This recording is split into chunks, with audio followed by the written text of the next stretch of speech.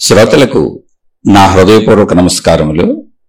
మన శ్రోతలలో ఒకరు ప్రశ్నను పంపటం జరిగింది. ఆ ప్రశ్న, గుణాలు, స్వభావము, లక్షణాలు అనేవి నేను కాక వేరే ఏదైనా నా ఎదురుగా ఉంటేనే నాకు అటువంటి స్పందన కలుగుతుంది కదా. పరమాత్మ శక్తి, అదే మనం చెప్పుకుంటున్న ఆత్మశక్తి, ఏకముగా ఉంటే అంటే ఒక్కటిగానే ఉన్నప్పుడు దేనివల్ల ఆ శక్తి స్పందించి తన గుణాలు, స్వభావము, లక్షణాలు వ్యక్తమయ్యి ఈ సృష్టి అంతా జరిగింది? వీలైతే తెలుపగలరు. ఈ ప్రశ్న వీరు 1476 శక్తి సృష్టిగా ఎలా మారింది అనేటువంటి శీర్షిక విని ఈ ప్రశ్న వేశారు. ఈ ప్రశ్న ఇంకా కొంతమంది కూడా వేయటం జరిగింది. వాళ్ళకి నేను కామెంట్స్ లోనే సమాధానం చెప్పాను ఒకళ్ళిద్దరికి. అంటే శక్తి సృష్టిగా ఎలా మారింది అనే విషయంలో నేను శక్తిని మనతో పోల్చి చెప్పాను అర్థం అవటానికి. జాగ్రత్తగా అర్థం చేసుకోండి. ఇక్కడ శక్తి సృష్టిగా ఎలా మారింది అన్నప్పుడు మనకు ఎలా అర్థమవుతుంది? ఆల్రెడీ మనకు అసలు శక్తి తెలియదు. ప్రాణశక్తి ఉంది, చనిపోతే మనిషి చనిపోయాడు, ప్రాణం పోయింది అనుకునే అంత కామన్ ఈజియెస్ట్ థింగ్, చాలా సింపుల్ వర్డ్ అది.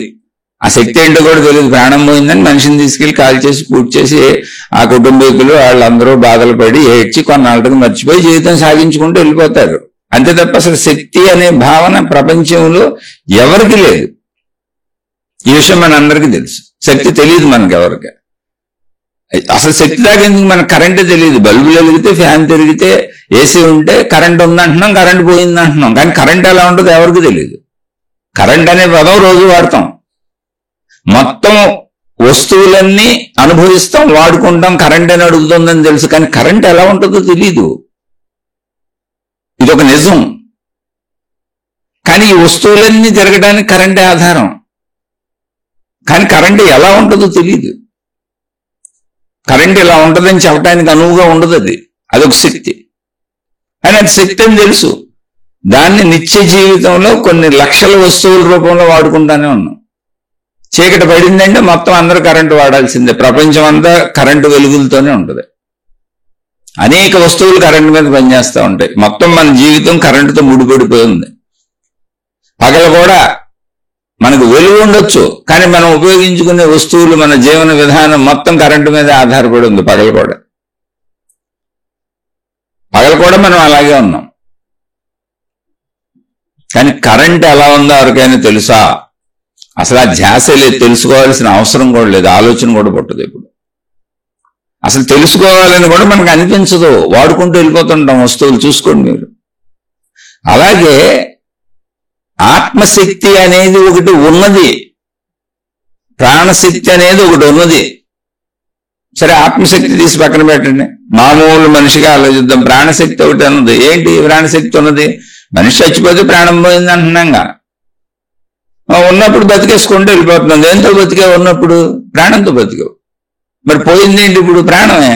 మరి అదేంటి? దాని గురించి ఆలోచించామా? నాకెందుకు అనవసరం. చచ్చిపోయే వరకు శరీరంతో హాయిగా అనిపిస్తూ బతికేస్తాను. కరెంటు గురించి ఆలోచించకుండా, కరెంటుని తెలుసుకోకుండా, కరెంటుతో జీవితంలో అనేక విషయాలు ఎలా వాడేసుకుంటూ కరెంటు బిల్లు కట్టేసుకుంటూ బతికేస్తున్నాను. అలాగే ఈ శరీరానికి అవసరమైనటువంటి అన్నింటినీ పొందటానికి, ఈ శరీర సుఖభోగాలనండి, అవసరాలనండి, ఏమైనా కానీ ఉన్నాయి, వాటన్నిటినీ పొందటానికి, అనుభవించటానికి నేను నా స్వప్రయత్నము, నా కష్టము అనేటువంటి బిల్లు కట్టేసి నా పనిలో నేను నా తెలుగు, నా ప్రజ్ఞ అన్ని ఉపయోగించుకొని కష్టపడుతూ నాకు నచ్చినట్టుగా బతికేసుకుంటున్నాను. ప్రాణం పోద్ది నాకు తెలియదు. ప్రాణం అసలు నేను తెలుసుకోను. చచ్చిపోయానని నాకు కూడా తెలియదు. ఎవరో ఈడ్చి అవతల పారేస్తారు. చచ్చిపోయిన వాళ్ళందరికీ మేము చచ్చిపోయామని నేను తెలిసి వాళ్ళకి చచ్చిపోయారు అంతే. తర్వాత తీసుకెళ్లారు, కాల్ చేశారు, పూర్తి చేశారు. వాళ్ళ ఆచారాలు ఏవైతే అవి చేసేసుకున్నారు. ఆ చుట్టూ ఉన్న వాళ్ళు కాసేపు ఏడ్చారు. చచ్చిపోయిన వాళ్ళు ఎవరు చచ్చిపోరు కదా, తీసుకెళ్ళి. అందుకే ప్రతి ఊర్లో శ్మశానాలు ఉంటాయి. ఎందుకని అందరూ చచ్చిపోతారని తెలుసు. మనకి తెలిసింది శరీరమే. శరీరం చావు తెలుసు, శరీరం పుట్టడం తెలుసు, శరీరం బతకడం తెలుసు, శరీరంతో అన్ని అనుభవించడం తెలుసు. కానీ మొత్తం ఈ శరీరానికి ఆధారం ప్రాణశక్తి. అది కూడా మనకు తెలుసు. ఏం తెలుసు? ప్రాణం పోతే తెలుసు, చచ్చిపోతే తెలుసు. ఏం తెలుసు అప్పుడు కూడా? ప్రాణశక్తి తెలియదు, ప్రాణం పోయింది అంటం తెలుసు. ప్రాణం అనేది ఒకటి ఉండి లోపల బతికిస్తుంది, అది పోయింది అందుకని చచ్చిపోయారు అంటాం, అంతే తెలుసు. అంతేగా ప్రాణశక్తిని తెలుసుకునే ప్రయత్నం అసలు చెయ్యం మనం. ఆ థాట్ కూడా పుట్టదు, ఆలోచన కూడా పుట్టదు. ఎలా అయితే కరెంటు బిల్లు కట్టేసుకుంటూ కరెంట్ ఎలా ఉంటుంది అన్న ఆలోచన లేదు. కరెంట్ ఎలా ఉంటుందంటే ఫ్యాన్లా ఉంటుంది, ఏసీలా ఉంటుంది, టీవీలా ఉంటుంది, ఫ్రిడ్జ్లా ఉంటుంది, కంప్యూటర్లా ఉంటుంది, ల్యాప్టాప్లా ఉంటుంది. ఎందుకని ఎన్ని వాడుకోవాలి కాబట్టి. నేను వాడుకునే వస్తువులన్నిటికీ నాకు వాడకం, వినియోగం గుర్తుంటుంది. నాకు ఇప్పుడు కరెంట్ పోయింది అనగానే చికాకు వచ్చేస్తుంది. ఎందుకంటే వాడక వస్తువులను నేను వాడుకోలేకపోతున్నాను. అప్పుడు కరెంటు మీద కోపం వస్తుంది, అప్పుడు గుర్తు వస్తుంది అసలు కరెంటు. లేదా కరెంటు బిల్లు కట్టేటప్పుడు గుర్తు వస్తుంది, బిల్లుగా గుర్తురాదు. ఎలా ఉందో తెలుసుకోవాలని అనిపించదు. దాని గురించి గొడవ నాకు అనవసరం. దాని యొక్క వినియోగమే నాకు కావాలి, దాన్ని వాడుకొని బతుకుతాను నేను, అంతే. ఆ వాడకం నాకు కావాలి, వాడుకొని బతుకుతా వస్తువులు. అయితే నేను కరెంట్ అనే పదం ఎప్పుడు వాడుతూనే ఉంటా. అది వాడుకలో ఉండే పదమే. కరెంట్ ఉంది, కరెంటు పోయింది, కరెంట్ వచ్చింది, కరెంటుతో నడుస్తే ఇవన్నీ. కరెంటు బిల్లు, అబ్బో కరెంటు బిల్లు కట్టలేక చచ్చిపోతున్నాం. కరెంట్ అనే పదం నిరంతరం వాడుతూనే ఉంటా. కానీ నాకు తెలియదు అది ఎలా ఉంటుందో. వాడతాం ఎంత అలవాటు అయిపోయిందంటే అదేదో నాకు తెలిసినట్టు, మా క్లోజ్ ఫ్రెండ్ అయినట్టు, రోజు నాతోనే ఉన్నట్టు. మా ఆవిడ, మా ఆయన, నా పిల్లలు, నా డబ్బులు, నా వస్తువులు, నా ఇల్లు నాకు ఎంత బాగా పరిచయమో, అంత బాగా పరిచయం ఉన్నట్టు, అంత తెలిసినట్టు కరెంట్ కరెంట్ అంటుంది. కానీ కరెంట్ నాకు తెలియదు. అసలు ఆ తెలుసుకునే ప్రయత్నం కూడా చేయను. నాకు తెలియదని కూడా తెలియదు. నాకు వాడుకుంటాను అంతే. అది వస్తు రూపంలో. చక్కగా ఫ్యాన్ వేసుకుంటాను, అన్ని వాడుకుంటాను, టీవీలు చూసుకుంటాను, సెల్ ఫోన్లు ఛార్జింగ్లు పెట్టుకు వాడుకుంటాను, కంప్యూటర్లు వాడుకుంటాను, వంటింటి సామాన్లు అనేకం వాడుకుంటాను. కొన్ని వేల లక్షల కోట్ల వస్తువులు కరెంటు మీద వాడుకొని వాటితో నేను ఆనందాలు సుఖాలు పొందుతూ ఉంటాను. అలాగే శరీరం ఉన్నంతకాలం ప్రాణశక్తిని వాడుకుంటాను. ప్రాణశక్తిని వాడుకుంటున్నానని ధ్యాస కూడా నాకు లేదు. నేను శరీరం, నేను బతుకుతున్నాను, అంతే నా ధ్యాస. నేను వాడుకుంటున్నాను అనుకోవట్ల ప్రాణశక్తిని, నేను బతుకుతున్నాను, నాది శరీరం. ఏంటి బతకటం అంటే? తినటం, తాగటం, తిరగటం, సంపాదించుకోవటం. వీటి కోసం నిరంతరం ఏదో ఒకటి అనుభవిస్తా భోగాలు. నేను, నాది, నా వాళ్ళు. ఎల్లెళ్ళేమవుతో చచ్చిపోతాను. ఆ విషయం నాకు తెలుసు. కానీ చచ్చిపోతానని నేను అనుకోను. నాలోంచి ప్రాణం పోద్దని నేను అనుకోను. ఎప్పుడు ప్రాణం అలా ఫుల్గా ఉంటుంది అనుకొని భావించుకొని జీవించుకుంటూ వెళ్ళిపోతాను. అసలు నాకు సావటం ఇష్టం ఉండదు, దాన్ని గుర్తు కూడా చేసుకోను. నేనే కాదు, నా వాళ్ళు ఎవరో సావటం కూడా నాకు ఇష్టం ఉండదు. అసలు నా దగ్గర వస్తువులు నశించడం కూడా నాకు ఇష్టం ఉండదు. కాబట్టి నేను నశింపును గుర్తుపెట్టుకోను. అది నశిస్తుంది, అది చస్తుంది, అది పోతుంది. నా వాళ్ళు పోతారు, నేను పోతాను, అందరూ పోతారు. ఈ విషయం మొత్తం ప్రపంచానికి తెలుసు. కానీ మొత్తం ప్రపంచం శ్మశానాన్ని దూరంగా పెట్టింది ఎక్కడో ఊరి చివర. ఎందుకనంటే దాన్ని వెనక చూడొద్దు. ఎవరైనా చచ్చిపోయినప్పుడు గబుక్కుని వెళ్ళి అక్కడ పారేసి తగలేసేసి పూర్తి చేసేసి పరిగెత్తుకుంటూ ఇంటికి వచ్చి మళ్ళీ స్నానం చేసేద్దాం, అదంతా మర్చిపోవాలి. అయితే తప్పంటలా నేను ఇలా బతుకుతున్నాం. ఉన్నది ప్రాణమే, అదే శరీరాన్ని నిలిపించింది. దాన్ని 80-90 ఏళ్ళు అనుభవిస్తున్నాం ఆ ప్రాణశక్తితో ఈ శరీరాన్ని. కానీ నాకేం కావాలి? ఇక్కడ ప్రాణశక్తి అక్కర్లా. ప్రాణశక్తి ద్వారా శరీరంతో అనుభవించేటువంటి భోగాలు కావాలి, సుఖాలు కావాలి. నేను అవన్నీ అనుభవించాలి, అంతే. అవే నాకు గుర్తుంటాయి. దాన్నే నేను నా శరీరం, నా జీవితం, నా ఇంద్రియాలు, నా కోరికలు అనుకుని తిరుగుతున్నా. వీటన్నిటికీ మూలంగా డబ్బును పెట్టుకున్నాను, కానీ డబ్బు కోసం తిరుగుతున్నా. అప్పుడు ప్రాణశక్తి అనే దాన్ని అసలు మనం ఎలా తీసుకుంటాం? అందుకని చెబుతున్నా, ఈ ప్రశ్న ఎందుకు వస్తుంది అంటే, మీరు శక్తి తెలిసిపోయినట్లుగా భావించుకుంటున్నారు. చాలా మంది వేశారు ఈ ప్రశ్నే. నేను 35 సంవత్సరాల నుంచి ఇందులో ఉన్నాను, నాకు అసలు ఏమీ తెలియలేదు, మీకు ఇలా చవటం మాత్రమే తెలిసింది, నాకు అసలు ఏ అనుభవం లేదు, నేను సామాన్య మానవుడిని నెత్తి నోరు కొట్టుకు చెబుతున్నా. అప్పుడన్నా మీరు అర్థం చేసుకోవాలి, అది తెలియనితనమే. పుస్తకాల్లో చదివింది, ఎవరో మహాత్ములు చెప్పింది, దాన్ని మననం చేసుకుంటూ, దాన్నే కూర్చొని ప్రశాంతంగా సాధన చేసుకుంటూ, అసలు ఇదేంటి అని భావించుకుంటూ కొంత అర్థమైంది అంతే. ఇప్పుడు చదువుకున్న వాళ్ళు చూడండి, పెద్ద పెద్ద ప్రొఫెసర్లు అవుతారు, మళ్ళీ వాళ్ళు కొత్త కొత్త కనుక్కుంటూ ఉంటారు. కానీ ఆధారం ఏంటి? వాళ్ళు చదువుకుని చదువే ఆధారం. ఆ చదువుకు సంబంధించిన జ్ఞానమే. అందులోంచి ఇంకొంచెం ముందుకు ప్రయాణిస్తూ ఉంటారు వాళ్ళు. అలా చదువుకున్నదంతా ఆలోచించుకుంటూ నా శరీరం ఏంటి, ప్రపంచం ఏంటి, అసలు ఇదేంటి, ఈ మహాత్ముడు ఎలా చెప్పాడు, ఈ మహాత్ముడు ఎలా చెప్పాడు, ఆ మహాత్ముడు ఎలా జీవించాడు అని ఊరుకుని చదువుకున్న పుస్తకాల జ్ఞానం ఇది. భౌతిక విద్యలు ఎలా పుస్తకాలు పాఠాలు చెప్పి చదివించారో అలాగే చదువుకున్నాను నేను కూడా. అందరూ అలాగే చదివారు. మీ జ్ఞానం చెప్పి ఎవరైనా అలాగే చదివారు. అయితే అది లోపల చూసుకుంటే మనకు కూడా అర్థం అవుతుంది. ఎందుకని మనిషికి సంబంధించిందే చెప్పబడుతుందంట. అంటే నాకు సంబంధించిందే, అప్పుడు నాకెందుకు అర్థం కాదు, మనసు అంటే నాకెందుకు అర్థం కాదు, బుద్ధి అంటే నాకెందుకు అర్థం కాదు, శరీరం అంటే నాకెందుకు అర్థం కాదు, ఇంద్రియాలంటే నాకెందుకు అర్థం కాదు, కోరికలు అంటే నాకెందుకు అర్థం కాదు, మంచి అంటే నాకెందుకు అర్థం కాదు, చెడు అంటే నాకెందుకు అర్థం కాదు, అన్నీ అర్థమవుతాయి. ఎందుకని నాకు సంబంధించినవి అన్నీ నాకు తెలిసినవి నేను చేసేయగా, నాలో ఉన్నాయేగా. అలాగే ప్రాణశక్తి అన్నా కూడా నాకు అర్థమవుద్ది. కానీ ఎలా అర్థమవుతుంది? చచ్చిపోతే అది పోయింది అంతే. ఉన్నాను దాన్ని వాడుకుంటాను, దాని గొడవ నాకు లేదు. అది ఎలా ఉందో నాకు తెలియదు, కరెంట్ ఎలా ఉందో నాకు తెలియదు, వస్తువులు వాడుకుంటా. అలాగే ప్రాణశక్తి ఎలా ఉందో నాకు తెలియదు, తెలుసుకోవాలన్న ఇష్టం కూడా లేదు. అసలు ఆ బుద్ధి ఎప్పుడు పుట్టలేదు, అనుభవించడానికి టైం సరిపట్టలేదు నాకు.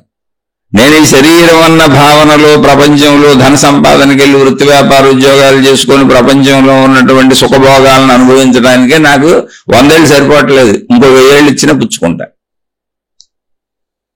అటువంటి స్థితిలో మనకు అర్థం అవ్వటానికి వాడినటువంటి పదాలు గుణాలు, స్వభావము, లక్షణాలు. మన పోలికతో చెప్పాను. ఇప్పుడు మనకు చెప్పాలంటే ఎలా చెప్పాలి? ఏమంటే అక్కడ ఆత్మశక్తి ఉందండి అని చెప్పేసి ఊరుకున్నాను అనుకోండి. నేను చెప్పి ఊరుకునేది ఏముంది? ఎప్పుడో చెప్పారు, పుస్తకాలు గ్రంథాలన్నీ ఉన్నాయి. మళ్ళీ నేను కొత్తగా ఇదంతా మాట్లాడటం ఎందుకు? అందుకే విశ్లేషణ. అర్థం కాదు, ఎవరికి అర్థం కాదు, మనిషికి అర్థం కాదు. అర్థం కాదు, ప్రాణశక్తి ఎలా ఉందో తెలియదు ఎవరికి. ఉందని తెలుసు అంతే. కానీ ఇప్పుడు వాడబడిన పదాలు ఏంటి, దాన్ని పోల్చి చెప్పాను, మనతో పోల్చి చెప్పాను. ఎలా పోల్చి చెప్పాను? ప్రాణశక్తి ఉన్నది అని ఎలా తెలుస్తున్నది అంటే మనలో భావాలు తెలుస్తున్నాయి, మనలో ఆలోచనలు తెలుస్తున్నాయి, మనలో గుణాలు తెలుస్తున్నాయి. ఇవన్నీ లోపల ఉన్నాయి. గుణాలకు రూపం లేదు, ఆలోచనలకు రూపం లేదు, భావాలకు రూపం లేదు, కానీ ప్రవర్తిస్తాం. గుణాలు ప్రవర్తిస్తాం, కోపం, తాపం ఇవన్నీ. ఓకే, అలా పోల్చి చెప్పాను. అంటే ఇక్కడ నేను పోల్చి చెప్పింది శక్తి మనలా ఉందని కాదు, శక్తిని అర్థం చేసుకోవడానికి ఒక మెట్టెక్కి కొంచెం పైకి వెళ్ళడానికి అనువుగా దగ్గరికి తీసుకెళ్ళాను అంతే.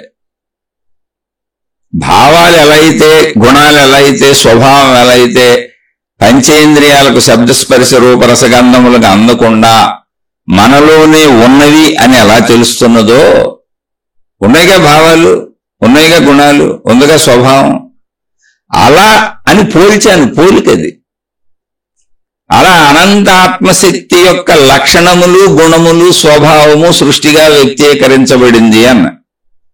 అది పోలిక. ఇప్పుడు దాన్ని మీరు ఎలా అర్థం చేసుకుంటున్నారు? మళ్ళీ అదే చెప్పేది. ప్రశ్న అడగడం చాలా మంచి పని చేశారు.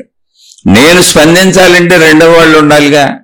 ఇప్పుడు నా గుణం కదలాలంటే, నా స్వభావం కదలాలంటే, నా ఆలోచన ఏదన్నా వచ్చినా నేను దాన్ని వ్యక్తీకరించాలంటే నాకు కోపం రావాలి, రెండో మనిషి ఉండాలి. నాకు ప్రేమ రావాలి, రెండో మనిషి ఉండాలి. నాకు దయ రావాలి, రెండో మనిషి ఉండాలి. నాకు ఈర్ష్య రావాలి, రెండో మనిషి ఉండాలి. అప్పుడు కదా నేను స్పందించేది. అంటే నా ఎదురుగా ఎవరైనా ఉంటేనే కదా నేను స్పందించేది. మరి మొత్తం ఉన్నదంతా ఒకటే అయినప్పుడు, అదే పరమాత్మ శక్తో ఆత్మశక్తో. వీళ్ళు పరమాత్మ శక్తి అన్నారు. అసలు ఆ పదం నేను వాడిన ఎప్పుడు, పరమాత్మ అనే పదం నేను ఎప్పుడు వాడినా. నేను ఎప్పుడు ఆత్మశక్తి అనే పదం వాడతాను. ఆ శీర్షికలు కూడా జాగ్రత్తగా వింటా ఉండండి. పరమాత్మ అన్నప్పుడు మళ్ళీ ఇంకో మీనింగ్ వచ్చేస్తుంది. రూపాలు, దేవుళ్ళు, ఆకారాలు ఎవరే భావన పెట్టుకుంటే నేను ఒకటే పదం వాడుతున్నా, శక్తి, ఆత్మశక్తి, ప్రాణశక్తి. ఎందుకని? ప్రాణం మనలో ఉందంటున్నాం, జీవుడిలో ఉంది కాబట్టి జీవుడిలో ఉన్నప్పుడు ప్రాణశక్తి అన్నారు దాన్నే. అదే ప్రాణశక్తి మొత్తం సృష్టి అంతా ఉందంటున్నారు కాబట్టి అప్పుడు దాన్ని ఆత్మశక్తి అని పిలిచారు. మొత్తంగా ఆత్మ అన్న ప్రాణం అన్న పెట్టబడిన పేర్లు ఉన్నది శక్తి. ఈ శక్తి అని పేరు పెట్టింది సైన్స్ కూడా చెబుతుంది ఎనర్జీ అని. ఇంతే నేను వాడే పదాలు. పరమాత్మ అనే పదం నేను వాడను. అసలు తప్పు రైట్ అని కాదు, ఎక్కువ పదాలు వాడి గందరగోళం సృష్టించుకోకూడదు. పదాలు పట్టుకొని గజిబిచ్చేసుకోవాలి. అన్ని పదాలు రైటే వాడితే. కానీ ఎవరికాళ్ళు కొత్త పదాలు సృష్టించుకుంటూ వెళ్తే ఎవరి భావాలు వాళ్ళకి వస్తూ ఉంటాయి. ఇక్కడ మళ్ళీ చెబుతున్నా, మనకు అర్థం అవ్వటానికి నేను వాడిన పదాలు గుణాలు, స్వభావము, లక్షణాలు, ఇవి మనం మాట్లాడతాం. అండి వాళ్ళ గుణం ఇదండి, వాళ్ళ స్వభావం ఇదండి, వాళ్ళ లక్షణం ఇదండి. అలా చెప్పొద్దు మీకు ఎలా అర్థమవుద్ది? మనుషులకు చెప్పేటప్పుడు మనుషులకు అర్థమైనటువంటి విధానంలో మాట్లాడుకుంటున్నాం తప్ప శక్తి అలా లేదు. కరెంట్ అలా ఉంది తెలియదు. ఫ్యాన్ తిరుగుద్ది, కంప్యూటర్ పనిచేస్తుంది, మిక్సీ పనిచేస్తుంది, ఫ్రిడ్జ్ పనిచేస్తుంది, ఏసీ పనిచేస్తుంది. ఏసీ ఎలా పనిచేస్తుంది చెప్పమండి చెబుతా, చల్లటి గాలి వస్తుంది. ఫ్రిడ్జ్ ఎలా ఉంటుందంటే చెప్తా, చల్లగా ఉండి లోపల ఉన్న వస్తువులన్నీ పాడవకుండా వస్తుంది. హీటర్ ఎలా పనిచేస్తుంది చెప్పమని చెబుతా, వేడి నీళ్ళు వస్తాయి. అక్కడ ఉన్న గుణాలు స్వభావం. కరెంటుకి గుణం స్వభావం లేదు. ఉంటే ఒకే కరెంటు విరుద్ధమైన పనులు ఎలా చేస్తుంది? ఏ గుణము ఏ స్వభావం లేదు దానికి. కానీ మరి ఇన్ని గుణాలు ఇన్ని స్వభావాలకి ఆధారం ఏమిటి? కరెంటే. అలా ఇప్పుడు కూడా కరెంట్ ఉదాహరణ కూడా మళ్ళీ పోలికే. మీకు కరెంట్ మీద కూడా డౌట్లు రావచ్చు. కరెంట్ కూడా పోలికే. కరెంట్ అనేది ప్రపంచంలో మనం వినియోగించుకుంటున్నాం కాబట్టి పోల్చి చెబుతున్నా. మీరు పోలికలను సత్యంగా భావించుకోవటం కాదు, పోలికల నుండి పరిశీలించుకొని 1కి 10 సార్లు వినండి, 100 సార్లు వినండి, మీకు అర్థమయ్యే వరకు వింటూనే ఉండండి. దాన్ని గమనించుకుంటూ ముందుకు ప్రయాణించండి. అప్పుడు మీకే దొరుకుతుంది ఆన్సర్. ఇప్పుడు కూడా నేను ఇలా 100 శీర్షికలు చెప్పినా మీకు ఆన్సర్ దొరకదు. ఎందుకనంటే అది ఆన్సర్ దొరికించేదైతే ఒకడు ఇంకోళ్ళకి ఇవ్వగలిగింది అయితే. ఎంతో మంది మహాత్ములు భూమి మీదకి వచ్చారు. శ్రీకృష్ణ భగవానుడు భగవద్గీత చదవటం ఎందుకు? డైరెక్ట్ గా మోక్షం ఇచ్చేవాళ్ళు, డైరెక్ట్ గా ఆత్మశక్తినే చూపించేవాళ్ళు. ఇంతమంది మహాత్ములు జగద్గురు ఆది శంకరాచార్యుల నుంచి ఎంతో మంది ఆత్మజ్ఞానాన్ని బోధించి వెళ్ళారు. ఇక్కడ వశిష్ఠ మహాముని నుంచి ఎంతో మంది. వాళ్ళందరూ బోధ చేయడం ఎందుకు? జ్ఞానం చెప్పడం ఎందుకు? జ్ఞానం చెప్పడం ఎందుకు? అనేక ఉదాహరణలు ఎందుకు? అనేక పోలికలు ఎందుకు? అనేక గ్రంథాలు ఎందుకు? వాళ్ళు డైరెక్ట్ గా ఆత్మశక్తిని చూపించేసేవాళ్ళు, ఇచ్చేసేవాళ్ళు. కానీ అలా కుదరదు. అది మనిషికి అర్థమయ్యే భాషా పదజాలాల్లోనే చెప్పాలి అది. కాబట్టి అలా చెబుతున్నాం. అందుకని మనిషిగా నేను రెండవ వాళ్ళు ఉంటే తప్ప నాలో గుణాలు స్వభావము ఇవి ఉండవు అంటున్నారే. నేను అక్కడే చెప్పాను, రెండవ వాళ్ళు లేరు అసలు. నేను కూర్చొని ఉన్నా, కళ్ళు మూసుకొని ఉన్నా, ఆలోచనలు పుడుతున్నాయా లేదా? భావాలు పుడుతున్నాయా లేదా? నాలో నాకు పుడుతున్నాయా లేదా? ఈ గుణాలు స్వభావము లక్షణాలు వ్యక్తం అవ్వాలంటే రెండవ వాళ్ళు ఉండాలి అనేది మనిషికి. అది మనిషికి సంబంధించిన విషయం. దాన్ని పోలికగా మాత్రమే చెప్పాను. మళ్ళీ అర్థం చేసుకోండి. అలా కాక ఎలా చెప్పగలను? అలా పోలిక కాకపోతే అసలు ఈ గ్రంథాలన్నీ ఎందుకు వచ్చినాయి? గ్రంథాలన్నీ పోలికలతో వచ్చి చెప్పబడతాయి, పోల్చబడతాయి అంతే. ఇప్పుడు ఆకాశం అనంత ఆత్మశక్తి తెలుసుకోండి అని వెళ్ళిపోయాం. ఎలా తెలుసుకుంటారు మీరు? ఇప్పుడు శక్తి ఉంది, ప్రాణశక్తి ఉంది, అందరికీ తెలుసు. ఎలా తెలుసుకుంటారు? తెలుసుకోలేక మామూలుగా బతికేస్తున్నారు అందరూ. తెలుసుకోవడం కుదిరితే అందరూ తెలుసుకునే వాళ్ళకి ఎందుకు వద్దంటారు? తెలుసుకోవడం కుదరకే. ఇప్పుడు జామ పండు ఉంది, ఒక ఆపిల్ ఉంది, అనేక పళ్ళు ఉన్నాయి, అనేక ఆహార పదార్థాలు ఉన్నాయి. తెలుసుకోండి అంటే వీళ్ళు ఎత్తుక్కొని తెలుసుకుంటారు. మార్కెట్కి వెళ్తే కొనుక్కుంటే అక్కడ అడిగితే చెబుతారు, ఇది జామ పండు, ఇది బొప్పాయి పండు, ఇది ఈ పండు, ఇది ఆ పండు. అలాగే నువ్వు వెళ్ళి ఆత్మని తెలుసుకో అంటే నీకు ఎలా? లేదా నీలో ప్రాణశక్తిని తెలుసుకోదు, నీ లోపల ఉంది, ఆ మాత్రం నీకు తెలియదా అంటే తెలుసుకోగలరా? నీలోనే ఉన్న నీ ప్రాణశక్తిని ఆ మాత్రం తెలుసుకోలేవా అని అడిగారు అనుకోండి. తెలుసుకోగలిగితే మనుషులందరూ తెలుసుకునే వాళ్ళకి ఇప్పటికి గొడవ లేదు. అసలు ఆత్మజ్ఞానం, ఈ బోధలు, ఈ దేవుడు, ఈ మతాలు, ఈ గురువులు ఇవన్నీ అసలు ఉండేవే కాదు. ఎవరికాళ్ళకి అది తెలుస్తూ ఉంటే అక్కడే అర్థం చేసుకోవాలి. మీరు సాధన మీరు చేయాలి. మీరు సాధన చేయకుండా మీకు ఎప్పటికీ తెలియబడదు.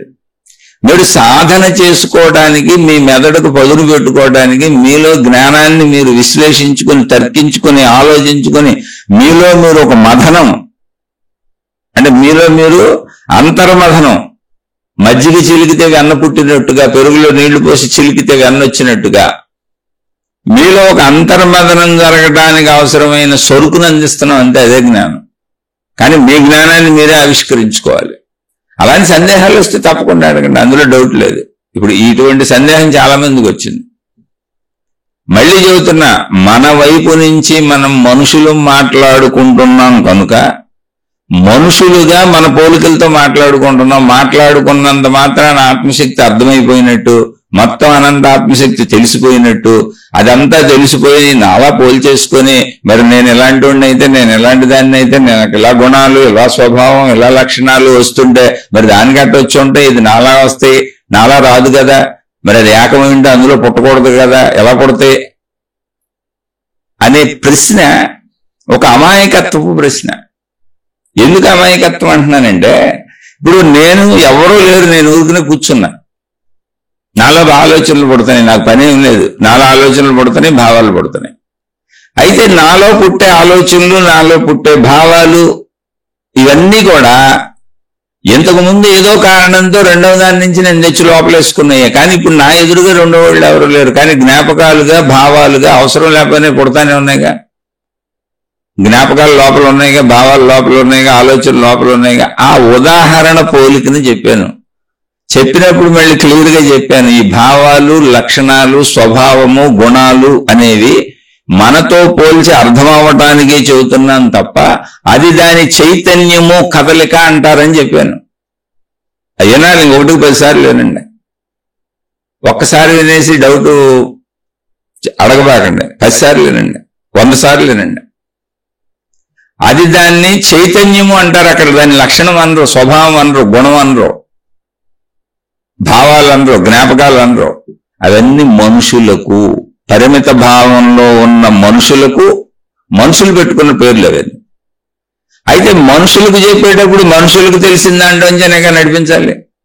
అలా నడిపించుకుంటూ వెళ్ళి అక్కడ చెప్పాను ఏమని, మనం ఏది ఇప్పుడు భావాలుగా ఫీల్ అవుతున్నామో, లక్షణాలుగా ఫీల్ అవుతున్నామో, దేనిని మనం స్వభావం అనుకుంటున్నామో, గుణాలు అనుకుంటున్నామో, అది మనలోంచి ఎలా వ్యక్తీకరించబడుతున్నాయో చెప్పి మళ్ళీ ఆ గుణాలన్నీ ఒకే మనిషిలో ఉంటాయి. కోపం, దయ, జాలి, కరుణ, ప్రేమ, ఇలా రకరకాల మంచి గుణాలు, చెడ్డ గుణాలు, మంచి స్వభావాలు, చెడ్డ స్వభావాలు, మంచి లక్షణాలు, చెడ్డ లక్షణాలు. ఆ పరిస్థితులను బట్టి బయటకు వస్తూ ఉంటాయి, మళ్ళీ ఆగిపోతూ ఉంటాయి. అంటే ఒక్కడిలోనే ఇన్ని పుడుతున్నప్పుడు అనే పోలికి చెప్పాను. అంతే తప్ప మనం అనంతాత్మత ఎట పోల్చుకుంటాం, మనం పరిమిత భావంలో ఉన్నవాళ్ళం, అసలు ఇది మనకి ఎడ తెలుస్తుంది. కానీ నువ్వు ఇందులోంచి వెళ్ళాలి, ఇలాగే వెళ్ళాలి, ఇంకా దారే ఉంది, నీకు తెలియదుగా ఇంకేం చెప్పినా. ఇప్పుడు ఆకాశమే ఆత్మ అని చెబుతాను, తెలుసా నీకు? ఎలా తెలుస్తుంది? లేదా నీలోనే ప్రాణశక్తి ఉంది, దాంతోనే కదా నువ్వు బతుకుతున్నావు, ప్రాణం పోతే మనిషి చచ్చిపోతున్నాడు కదా, ఆ మాత్రం ప్రాణశక్తిని వెళ్ళి తెలుసుకో అన్నారు మాస్టర్. ఎలా తెలుసుకున్నావు? తెలియకే కదా ఈ గొడవ అంటే. అసలు తెలుసుకుంటే గొడవ లేదు కదా. నేను శరీరం ఎందుకు అనుకుంటాను, నేను ప్రాణశక్తిని అనుకుని బతుకోవాడిని, తెలియక శరీరం అనుకుని బతుకుతున్నాను. కాబట్టి నీకు ఎలా తెలుసో అలాగే మాట్లాడుకోవాలి. అలా మాట్లాడుతూ ఇలా ఒక వ్యక్తి నుంచే ఎలా అయితే అనేకం ఉద్భవించి ఆ వ్యక్తిలోనే మళ్ళీ లీనమైపోతున్నాయో అనే పోలికతో మళ్ళీ చదువుతున్నా. చైతన్యము అంటారు అక్కడ దాన్ని. ఇలా మన స్వభావాలు, మన గుణాలు, మన లక్షణాలు ఏంటో అవే ఆత్మశక్తి యొక్క లక్షణములు, గుణములు, స్వభావము, కదలికలు. కానీ వాటికి ఉన్న పేరేంటి? చైతన్యము. ఆత్మశక్తి యొక్క లక్షణములు చైతన్యము. ఇంకా చెప్పాను, ఇచ్ఛాశక్తి, క్రియాశక్తి, జ్ఞానశక్తి, దాని లక్షణాలు. అందుకే మనకు అవన్నీ వచ్చినాయి. అసలు ఇంకా చెప్పాను, మీరు జాగ్రత్తగా అంటే వరుసగా ఈ మధ్య చెప్పిన శీర్షికలన్నీ వినండి. రోజు ఇంచుమించు ఆత్మశక్తి గురించే ఉంటుంది. ఏంటంటే అసలు సృష్టిలో మీకు ఎన్ని వ్యక్తీకరించబడి కనపడుతున్నాయో, లక్షణాలు కానీ, గుణాలు కానీ, రూపాలు కానీ, దృశ్యాలు కానీ, అవన్నీ శక్తి యొక్క శక్తులు అని బోల్సార్లు చెప్పాను. అవన్నీ కూడా శక్తి యొక్క శక్తులు. మీరు ఒకసారి జాగ్రత్తగా గమనించుకుంటూ మీకు అర్థమైపోద్ది. శక్తి యొక్క శక్తులు అంటే ఉద్దేశం ఏంటి? ఇక్కడ మళ్ళీ అర్థం చేసుకోవాలి.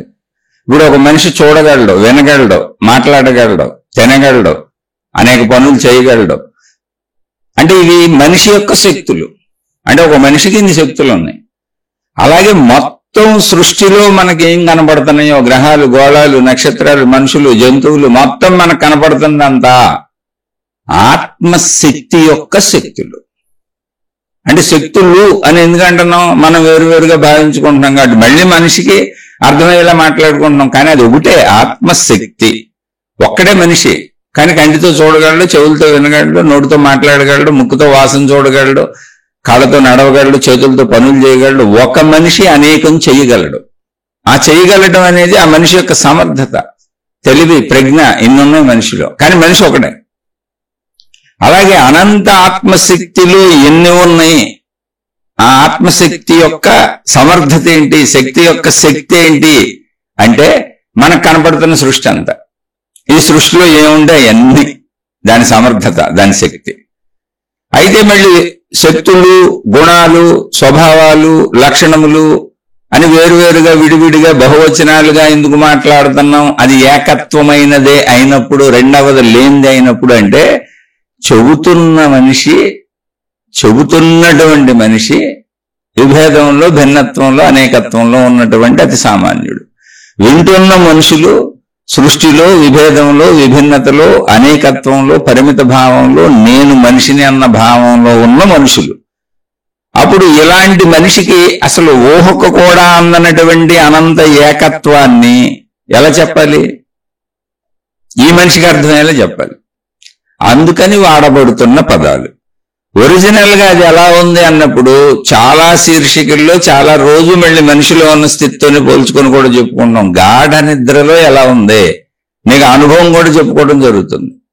అందుకని మీరు విన్నది జాగ్రత్తగా 1కి 10 సార్లు విని సాధన చేసుకోకపోతే, మననం చేసుకోకపోతే, అది విని మీరు కూర్చొని కళ్ళు మూసుకొని అంతరంగంలో దాన్ని మననం చేసుకుంటూ దాన్ని మీ శరీరంలో దర్శించే ప్రయత్నం చెయ్యకపోతే అదే సాధన.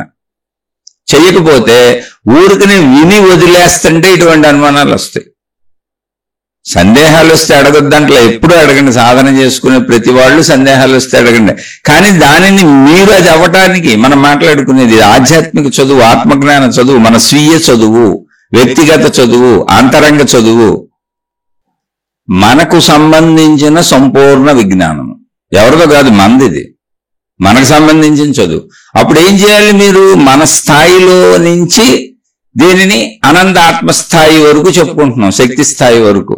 అప్పుడు మీరు దీన్ని అంతరంగంలో సాధన చేసే ప్రయత్నం చేయాలి, మననం చేసుకోవాలి, విశ్లేషించుకోవాలి, తర్కించుకోవాలి. అలా తర్కించుకోవడానికి అనువుగా నేను అనేక రకాలుగా మాట్లాడుతున్నాను అంతే. నేను చెప్పే అన్ని సత్యాలు కాదు. నేను చెప్పే అన్ని సత్యానికి మిమ్మల్ని దగ్గరికి చేర్చడానికి నాకు తెలిసినటువంటి పదజాలాన్ని ఉపయోగిస్తున్నాను. ఇదంతా పదాల గారడి. దీన్ని పట్టుకొని మీరు మళ్ళీ అన్వేషించి మీ సత్యాన్ని మీరు కనుక్కోవాలి, మీ జ్ఞానాన్ని మీరు కనుక్కోవాలి, మీరు మీకు ఆవిష్కరింపజేసుకోవాలి. అప్పుడే మీకు అది అర్థమవుతుంది. అర్థం అవ్వకుండా, ప్రయత్నం చేయకుండా విన్నంతసేపు మనతో పోల్చుకుంటుంటాం. అదే చెప్పేది, నేను రెండవది ఉంటేనే స్పందిస్తాను కదా, మరి రెండవది ఏమీ లేకుండా అది ఎలా స్పందించింది అని. అసలు శక్తి అంటేనే స్వతః స్పందన. కరెంటులో ఏముంది? కరెంటే ఉంది. కరెంటు వస్తువులోకి వస్తే వస్తువు యొక్క గుణాన్ని బట్టి అది ఏ వస్తువునైనా స్పందింపజేయగలదు. అయితే అది కరెంటు, నేను వస్తువులోకి వెళ్ళాను, వస్తువును స్పందింపజేస్తున్నానని కరెంటు అనుకోవట్లా. కరెంటు యొక్క లక్షణమే శక్తి స్పందన, చైతన్యము. దాని యొక్క చైతన్యము తగలగానే జడ పదార్థాలు చైతన్యాలు అయిపోతున్నాయి. ఫ్యాన్ జడ పదార్థం, తనంతట తాను కదలలేదు. కానీ కరెంట్ అనే చైతన్య స్పర్శ తగలగానే కదలటం మొదలైపోయింది అది. అయితే జడ పదార్థమైన ఫ్యాన్కి దానికి ఒక స్వభావం ఉంది, ఆ ప్రకారం కదిలింది, అందుకని గాలి వచ్చింది. జడ పదార్థమైన ఏసీకి దానికి ఒక స్వభావం ఉంది, ఆ ప్రకారం స్పందించిన చైతన్యం కదలగానే, అందుకని చల్లదనం వచ్చింది. జడ పదార్థాలైన అనేక వస్తువులు చైతన్యము, శక్తి అయినటువంటి కరెంటు తగలగానే, అందులో ప్రవేశించగానే, దాని స్పర్శ తగలగానే వాటి విధానాలను బట్టి అవి పనిచేస్తున్నాయి. కానీ అవన్నీ జడ పదార్థాలు. ఇప్పుడు ఇన్ని జడ పదార్థాలను కదుపుతుంది కదా, కరెంటుకి ఏమైనా సొంత గుణం ఉందా అంటే చల్లదనమో వేడిదనమో ఇలాంటివి అంటే ఏమీ లేదు, అది శక్తి. అలాగే ఇంత సృష్టి ఉంది కదా, ఎంతమంది మనుషులు, ఇన్ని జంతువులు, ఎంత సృష్టి, గ్రహాలు, గోళాలు, నక్షత్రాలు, ప్రకృతి, విశ్వం, ఎంత అనంతంగా సృష్టి కనపడుతుందిగా, ఎన్నో ఉన్నట్టుగా, అనేకం ఉన్నట్టుగా అనిపిస్తుంది కదా. అంటే ఈ అనేకం ఉన్నట్టుగా అనిపిస్తున్నటువంటివన్నీ కూడా ఆ ఏకశక్తి యొక్క సమర్థత. కరెంటు శక్తి యొక్క సమర్థత అనేక లక్షల వస్తువుల్ని కదిపినట్టుగా ఆ శక్తి యొక్క సమర్థత, శక్తి యొక్క శక్తి, శక్తి యొక్క దమ్ము, శక్తి యొక్క బలం, శక్తి, అదే శక్తి యొక్క లక్షణం అన్నాం. లక్షణం అంటే ఏంటి? మనిషికి లక్షణం అంటే తెలుస్తుంది కాబట్టి. శక్తి యొక్క గుణం అన్నాం, ఎందుకని మనిషికి గుణాలు ఉన్నాయి, గుణం అంటే తెలుస్తుంది కాబట్టి. శక్తి యొక్క స్వభావం అన్నాం, ఎందుకంటే మనుషులకు స్వభావాలు భిన్న భిన్నంగా ఉన్నాయి, మనిషికి అలా అర్థమవుతుంది కాబట్టి. కానీ అది శక్తి యొక్క శక్తి. మొత్తం సృష్టి అంతా ఎంత కనపడుతుందో, ఎలా కనపడుతుందో, సృష్టిలో ఎన్ని కనపడుతున్నాయో అదంతా శక్తి యొక్క శక్తి, ఏకశక్తి. అది మనకు అలా విభిన్నంగా అనిపిస్తుంది. అంటే ఏంటి? ఏకశక్తిలో అనేక శక్తులన్నీ ఇమిడిపోయి ఉన్నాయి. నా ఏక శరీరంలో ఎన్ని భాగాలు ఉన్నాయి చూడండి, అంతరంగాలు అంటే అంతర్భాగాలు ఎన్ని ఉన్నాయి, ఎన్ని అవయవాల పేర్లు ఉన్నాయి, బాహ్య భాగాలు ఎన్ని ఉన్నాయి, కానీ మొత్తంగా కలిపితే శరీరం. కానీ చెప్పేటప్పుడు ఏమంటాను, తల నుంచి పైనుంచి రండి, జుట్టు, వెంట్రుకలు, అక్కడి నుంచి కపాలం, చర్మం, మెదడు లోపల, కళ్ళు, కనుగుడ్లు, లోపలంతా మాంసం, చెవులు, ముక్కు, అవయవాలు విడివిడిగా తీస్తే ఎన్ని చెబుతామో. అసలు మన తల వెంట్రుకలు తీసి లెక్క వేయాలంటే కోటాను కోట్లు ఉంటాయి, ఒట్టి వెంట్రుకలే. ఒక్కొక్క వెంట్రుకని లెక్క వేయాలంటే కోట్లు ఉంటాయి. కానీ మొత్తంగా కలిపితే ఒకటే శరీరము. ఈ శరీరం అనే దాని యొక్క శక్తి అది, లక్షణములది, గుణములది, స్వభావం అది. అంటే ఈ పదాలు ఎందుకు వాడడం మళ్ళీ చెబుతున్నా, మనుషులకు అర్థమయ్యే పదాలు కనుక. అలాగే అనంత ఆత్మశక్తి అన్నప్పుడు మనుషులకు అర్థం అవ్వడానికి మనం ఇన్ని విధాలుగా చెప్పుకుంటున్నాం తప్ప అది ఏకశక్తి. బోల్సార్లు చెప్పాను, అది ఆకాశము వలే. ఆకాశము వలే కాదు, ఆకాశమే. ఇప్పుడు ఆత్మశక్తి ఎలా? సర్వవ్యాపక ఆకాశమే. అది ఉన్నదంతా అదే శక్తి. నేను రెండవది ఉంటే స్పందిస్తాను, గుణాలు వస్తాయి, స్వభావం వస్తుంది, ప్రకృతి వస్తుంది, ఏదో మాట్లాడతాను, కదులుతాను, వ్యక్తీకరణ ఉంటుంది మనిషిని కాబట్టి.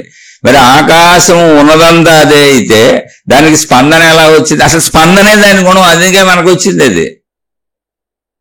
అదే చెప్పేది, దానికి రెండవది అక్కర్ల. స్పందన దాని గుణం, స్పందన దాని స్వభావం, స్పందన దాని లక్షణం. రెండవది ఉంటే స్పందించాలని కాదు. ఇప్పుడు మీలో స్పందించే గుణం లేదు, ప్రాణం లేదనుకోండి, రెండవ వాళ్ళు ఉంటే స్పందిస్తారు మీరు? జాగ్రత్తగా అర్థం చేసుకోండి. ఇప్పుడు ఒక మనిషి చనిపోయాడు, ప్రాణం లేదు, కానీ మీద పడి భార్య ఏడుస్తుంది, వాళ్ళు పిల్లలు ఏడుస్తున్నారు, ఇంట్లో వాళ్ళందరూ ఏడుస్తున్నారు, అన్నదమ్ములు ఏడుస్తున్నారు, అక్క చెల్లెళ్ళు ఏడుస్తున్నారు, కుదిపేస్తున్నారు. ఆ శవం స్పందిస్తుందా? రెండవ మనిషి ఉంటే స్పందించడం కుదురుద్దా?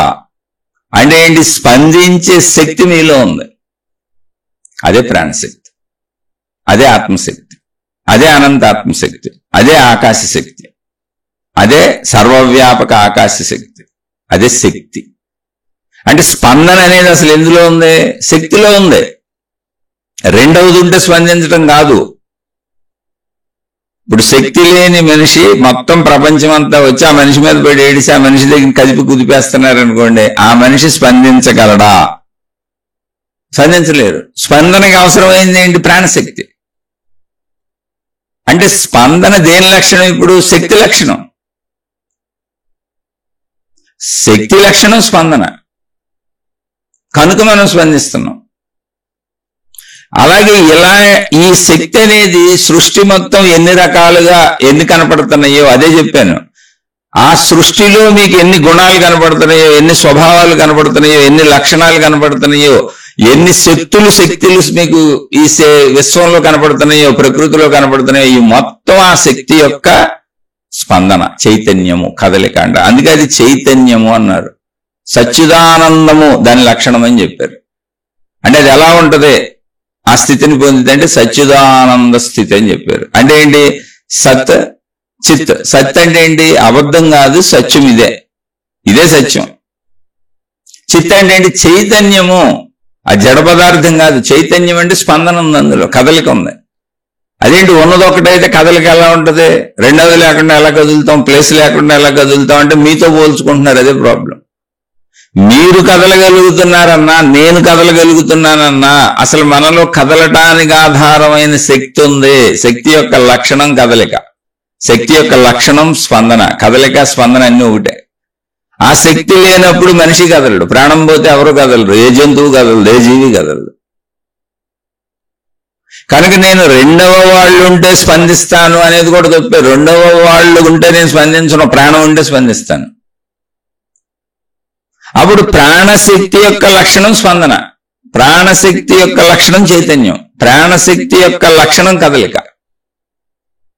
అంతే కదలిక మనిషి లక్షణం కాదు, తిరగటం ఫ్యాన్ లక్షణం కాదు, కరెంటు తగలాలి దానికి. నేను తిరుగుతానని కూడా తెలియదు, అది జడ పదార్థం. చల్లబరచడం ఏసీ లక్షణం కాదు, అదొక జడ పదార్థం. దానికి చైతన్య శక్తి కలిసినప్పుడు అది అలా జరుగుతుంది. అంతే. అది కలిసినప్పుడు అలా సంభవిస్తుంది. ఏసీని అలా తయారు చేసుకున్నాం మనం, ఫ్యాన్ అలా తయారు చేసుకున్నాం, కానీ జడ పదార్థాలే. కరెంటు తగలిపోతే ఏం చేయలేవు. అలాగే విశ్వశక్తి యొక్క శక్తి విశ్వంగా కనపడుతుంది, అది చెప్పేది నేను. విశ్వంగా కనపడుతుంది అంతే. మొత్తం ఆత్మజ్ఞానంలో మహాత్ములు అందరూ చెప్పేది అంతే, అది ఊరుకునే నీకు కనపడుతుంది, అక్కడ లేదని. ఎండమావుల్లో నీళ్లు కనపడినట్టుగా నువ్వు అనుకుంటే అది ఉంది, నువ్వు అనుకోకపోతే అది లేదు. నువ్వు నిద్రపోయినప్పుడు అది లేదుగా, నువ్వు అనుకోవట్లే అప్పుడు. అదేంటంటే కళ్ళ ముందు ఉన్నదాన్ని నువ్వు అనుకుంటే ఉంది, నువ్వు అనుకోకపోతే లేదంటారు ఏంటంటే, అవును నిజమే, రోజు అలాగే బతుకుతున్నాం మనం. ఇప్పుడు మన వాళ్ళని ఎవరన్నా తీసుకొని సీరియస్ గా ఏదో ప్రాబ్లం వచ్చింది, చావు బతుకుల్లో ఉన్నారు, హాస్పిటల్కి పరిగెత్తేసాం. మనం వెళ్ళేటప్పటికి హాస్పిటల్లో వందల వేల మంది పేషెంట్లు ఇదే పరిస్థితుల్లో ఉన్నారు, వాళ్ళ బంధువులు ఉన్నారు. కానీ మన వాళ్ళని చూసి మనకు దుఃఖం వస్తుంది తప్ప హాస్పిటల్లో ఎవరిని చూసైనా దుఃఖం వస్తుంది. ఇంతకు ముందు హాస్పిటల్ లేవు, అక్కడ ఇంతకుముందు పేషెంట్లు లేరా, ఊరూర్లో హాస్పిటల్ ఉన్నాయిగా. అది మరణమేగా, అది దుఃఖమేగా, అది బాధేగా. వాళ్ళు చనిపోతున్నారు, వాళ్ళు కష్టాల్లో ఉన్నారుగా. మరి మనకెందుకు బాధ కలగట్లేదు అంటే నేను అనుకోలేదు, వాళ్ళు నా వాళ్ళని నేను అనుకోవట్లేదు, వీళ్ళే నా వాళ్ళని నేను అనుకుంటున్నా. నేను ఎక్కడ అనుకున్నానో అక్కడ నాకు దుఃఖం వస్తుంది, నేను ఎక్కడ అనుకున్నానో అక్కడ నాకు ఆనందం వస్తుంది, నేను ఎక్కడ ఏది భావించానో అక్కడ అది నాకు సంభవిస్తుంది. అది ఇక్కడ పాయింట్. అది నేను అనుకోవటం ఇక్కడ సంభవం. అది దుఃఖమైనా, అది ఆనందమైనా, అది సుఖమైనా, అది నిజమైనా, అది అసత్యమైనా. అందుకని నేను ఇప్పుడు ఏమనుకుంటున్నాను, నేను మనిషిని అనుకుంటున్నాను, నేను సృష్టి అనుకుంటున్నాను, నేను విశ్వం అనుకుంటున్నాను, నేను ఈ ప్రకృతిని చూస్తున్నాను, ఇవన్నీ వేరు వేరు అనుకుంటున్నాను. ఓకే, అనుకో, ఏం తప్పులేదు, అనుకో, అవన్నీ ఉన్నాయిగా, అక్కడ కనపడుతున్నాయిగా. కానీ అవన్నీ ఎంతవరకు ఉన్నాయంటే నువ్వు అనుకున్నంత వరకే ఉన్నాయి, నువ్వు అనుకోపోతే లేదు. ఇప్పుడు నువ్వు అనుకున్న చోట నీకు దుఃఖం రావట్లా, నువ్వు అనుకున్న చోట నీకు బాధ రావట్లా, నువ్వు అనుకున్న చోట నీకు భయం రావట్లా, నువ్వు అసలు నిద్రపోయినప్పుడు సృష్టి లేదు, నువ్వు కూడా లేవు. ఊరుకోండి పొద్దున్నే లేస్తే సృష్టి ఉంది కదా అని. పొద్దున్న లేకపోతే లేవని వాళ్ళందరికీ సృష్టి లేదు. ఆవిడ సృష్టి ఉన్నట్ట లేనట్ట. లేచిన వాళ్ళకి ఉంది, లేవని వాళ్ళకి లేదని చెప్పకూడదుగా. నీకుందా లేదా, నాకుందా లేదా, అది సత్యం. నా సత్యం నాది, నీ సత్యం నీది. నేను లేవలేదు, నాకు సృష్టి లేదు. గాఢ నిద్రలో ఎవరికి సృష్టి లేదు, మరణించిన వాళ్ళకి ఎవరికి సృష్టి లేదు. గాఢ నిద్రలో ఏం జరిగింది, నేనని నేను భావించుకుంటున్న నా శరీరం మనసు నిద్రపోయింది, లేవు. అంటే నాకు తెలిసేది ఇప్పుడు ఏంటి, గాఢ నిద్రలో నాకు ఎందుకు తెలియట్లేదు? చాలా జాగ్రత్తగా చూసుకోండి, సబ్జెక్ట్ అంతా ఇక్కడే ఉంది. ఏమి లేదు, ఇది మన కూర్చుని చదివి కొంచెం శ్రద్ధ పెట్టండి అంతే. ఒడ్డుకు 10 సార్లు వినండి, విన్నాక మీరు సాధన చేయండి, కూర్చోండి, దాన్ని మీకు అన్వయించుకోండి, దాన్ని మీలో పరిశీలించుకోండి, మీలో చూసుకోండి. సాధన అంటే అది. నేను ఎంతకాలం ఇలా చెప్పినా, కొన్ని లక్షల కోట్ల సార్లు చెప్పినా మీరు విన్నది రాదు, అసలు అనుభవం కూడా కాదు. నాకు అనుభవం కాలేదని ఎందుకు చెబుతున్నాను, 35 ఏళ్ళ నుంచి అంటానే ఉన్నా, చెబుతానే ఉన్నా, కానీ నాకు అనుభవం అవలా. కారణం ఏంటి, సాధన సంపూర్ణం అవలా. సాధన చేసుకోవాలి. అలా చేసుకుంటూ చేసుకుంటూ వెళుతుంటే మీకు చెప్పగలిగి ఈ స్థాయి వరకు వచ్చాను. ఇంకా వెళ్ళాలి, ఇంకా వెళ్తూనే ఉండాలి. అది హఠాత్ పరిణామం కాదు, ఒక్క రోజులో జరిగేది కాదు. అది అర్థమవుతూ అర్థమవుతూ అర్థమవుతూ ఉంటుంది. ఒక మొక్క ఎదిగినట్టుగా, ఓ మనిషి పెరిగినట్టుగా అలా జరుగుతుంది. కొద్ది కొద్దిగా అది సంభవిస్తూ ఉంటుంది, అర్థమవుతూ ఉంటుంది. ఒక రోజుకి ఆ సంభవం పూర్తవుద్ది, అర్థం అవడం పూర్తవుద్ది.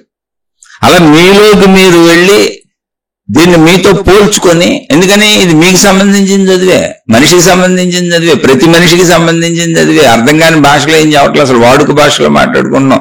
కనీసం సంస్కృత పదాలు కూడా వాడట్లా, పుస్తక భాష కూడా వాడట్లా. సామాన్యుడికి చదువు లేని వాళ్ళకి కూడా అర్థం అవ్వాలని అతి వాడుక భాషలో మాట్లాడుతున్నా. అది కూడా రోజువారీ జీవితంలో ఉపయోగించే పదాలు, పోలికలు కూడా అవే చెబుతున్నా. కానీ సాధన చేయకుండా రాదు.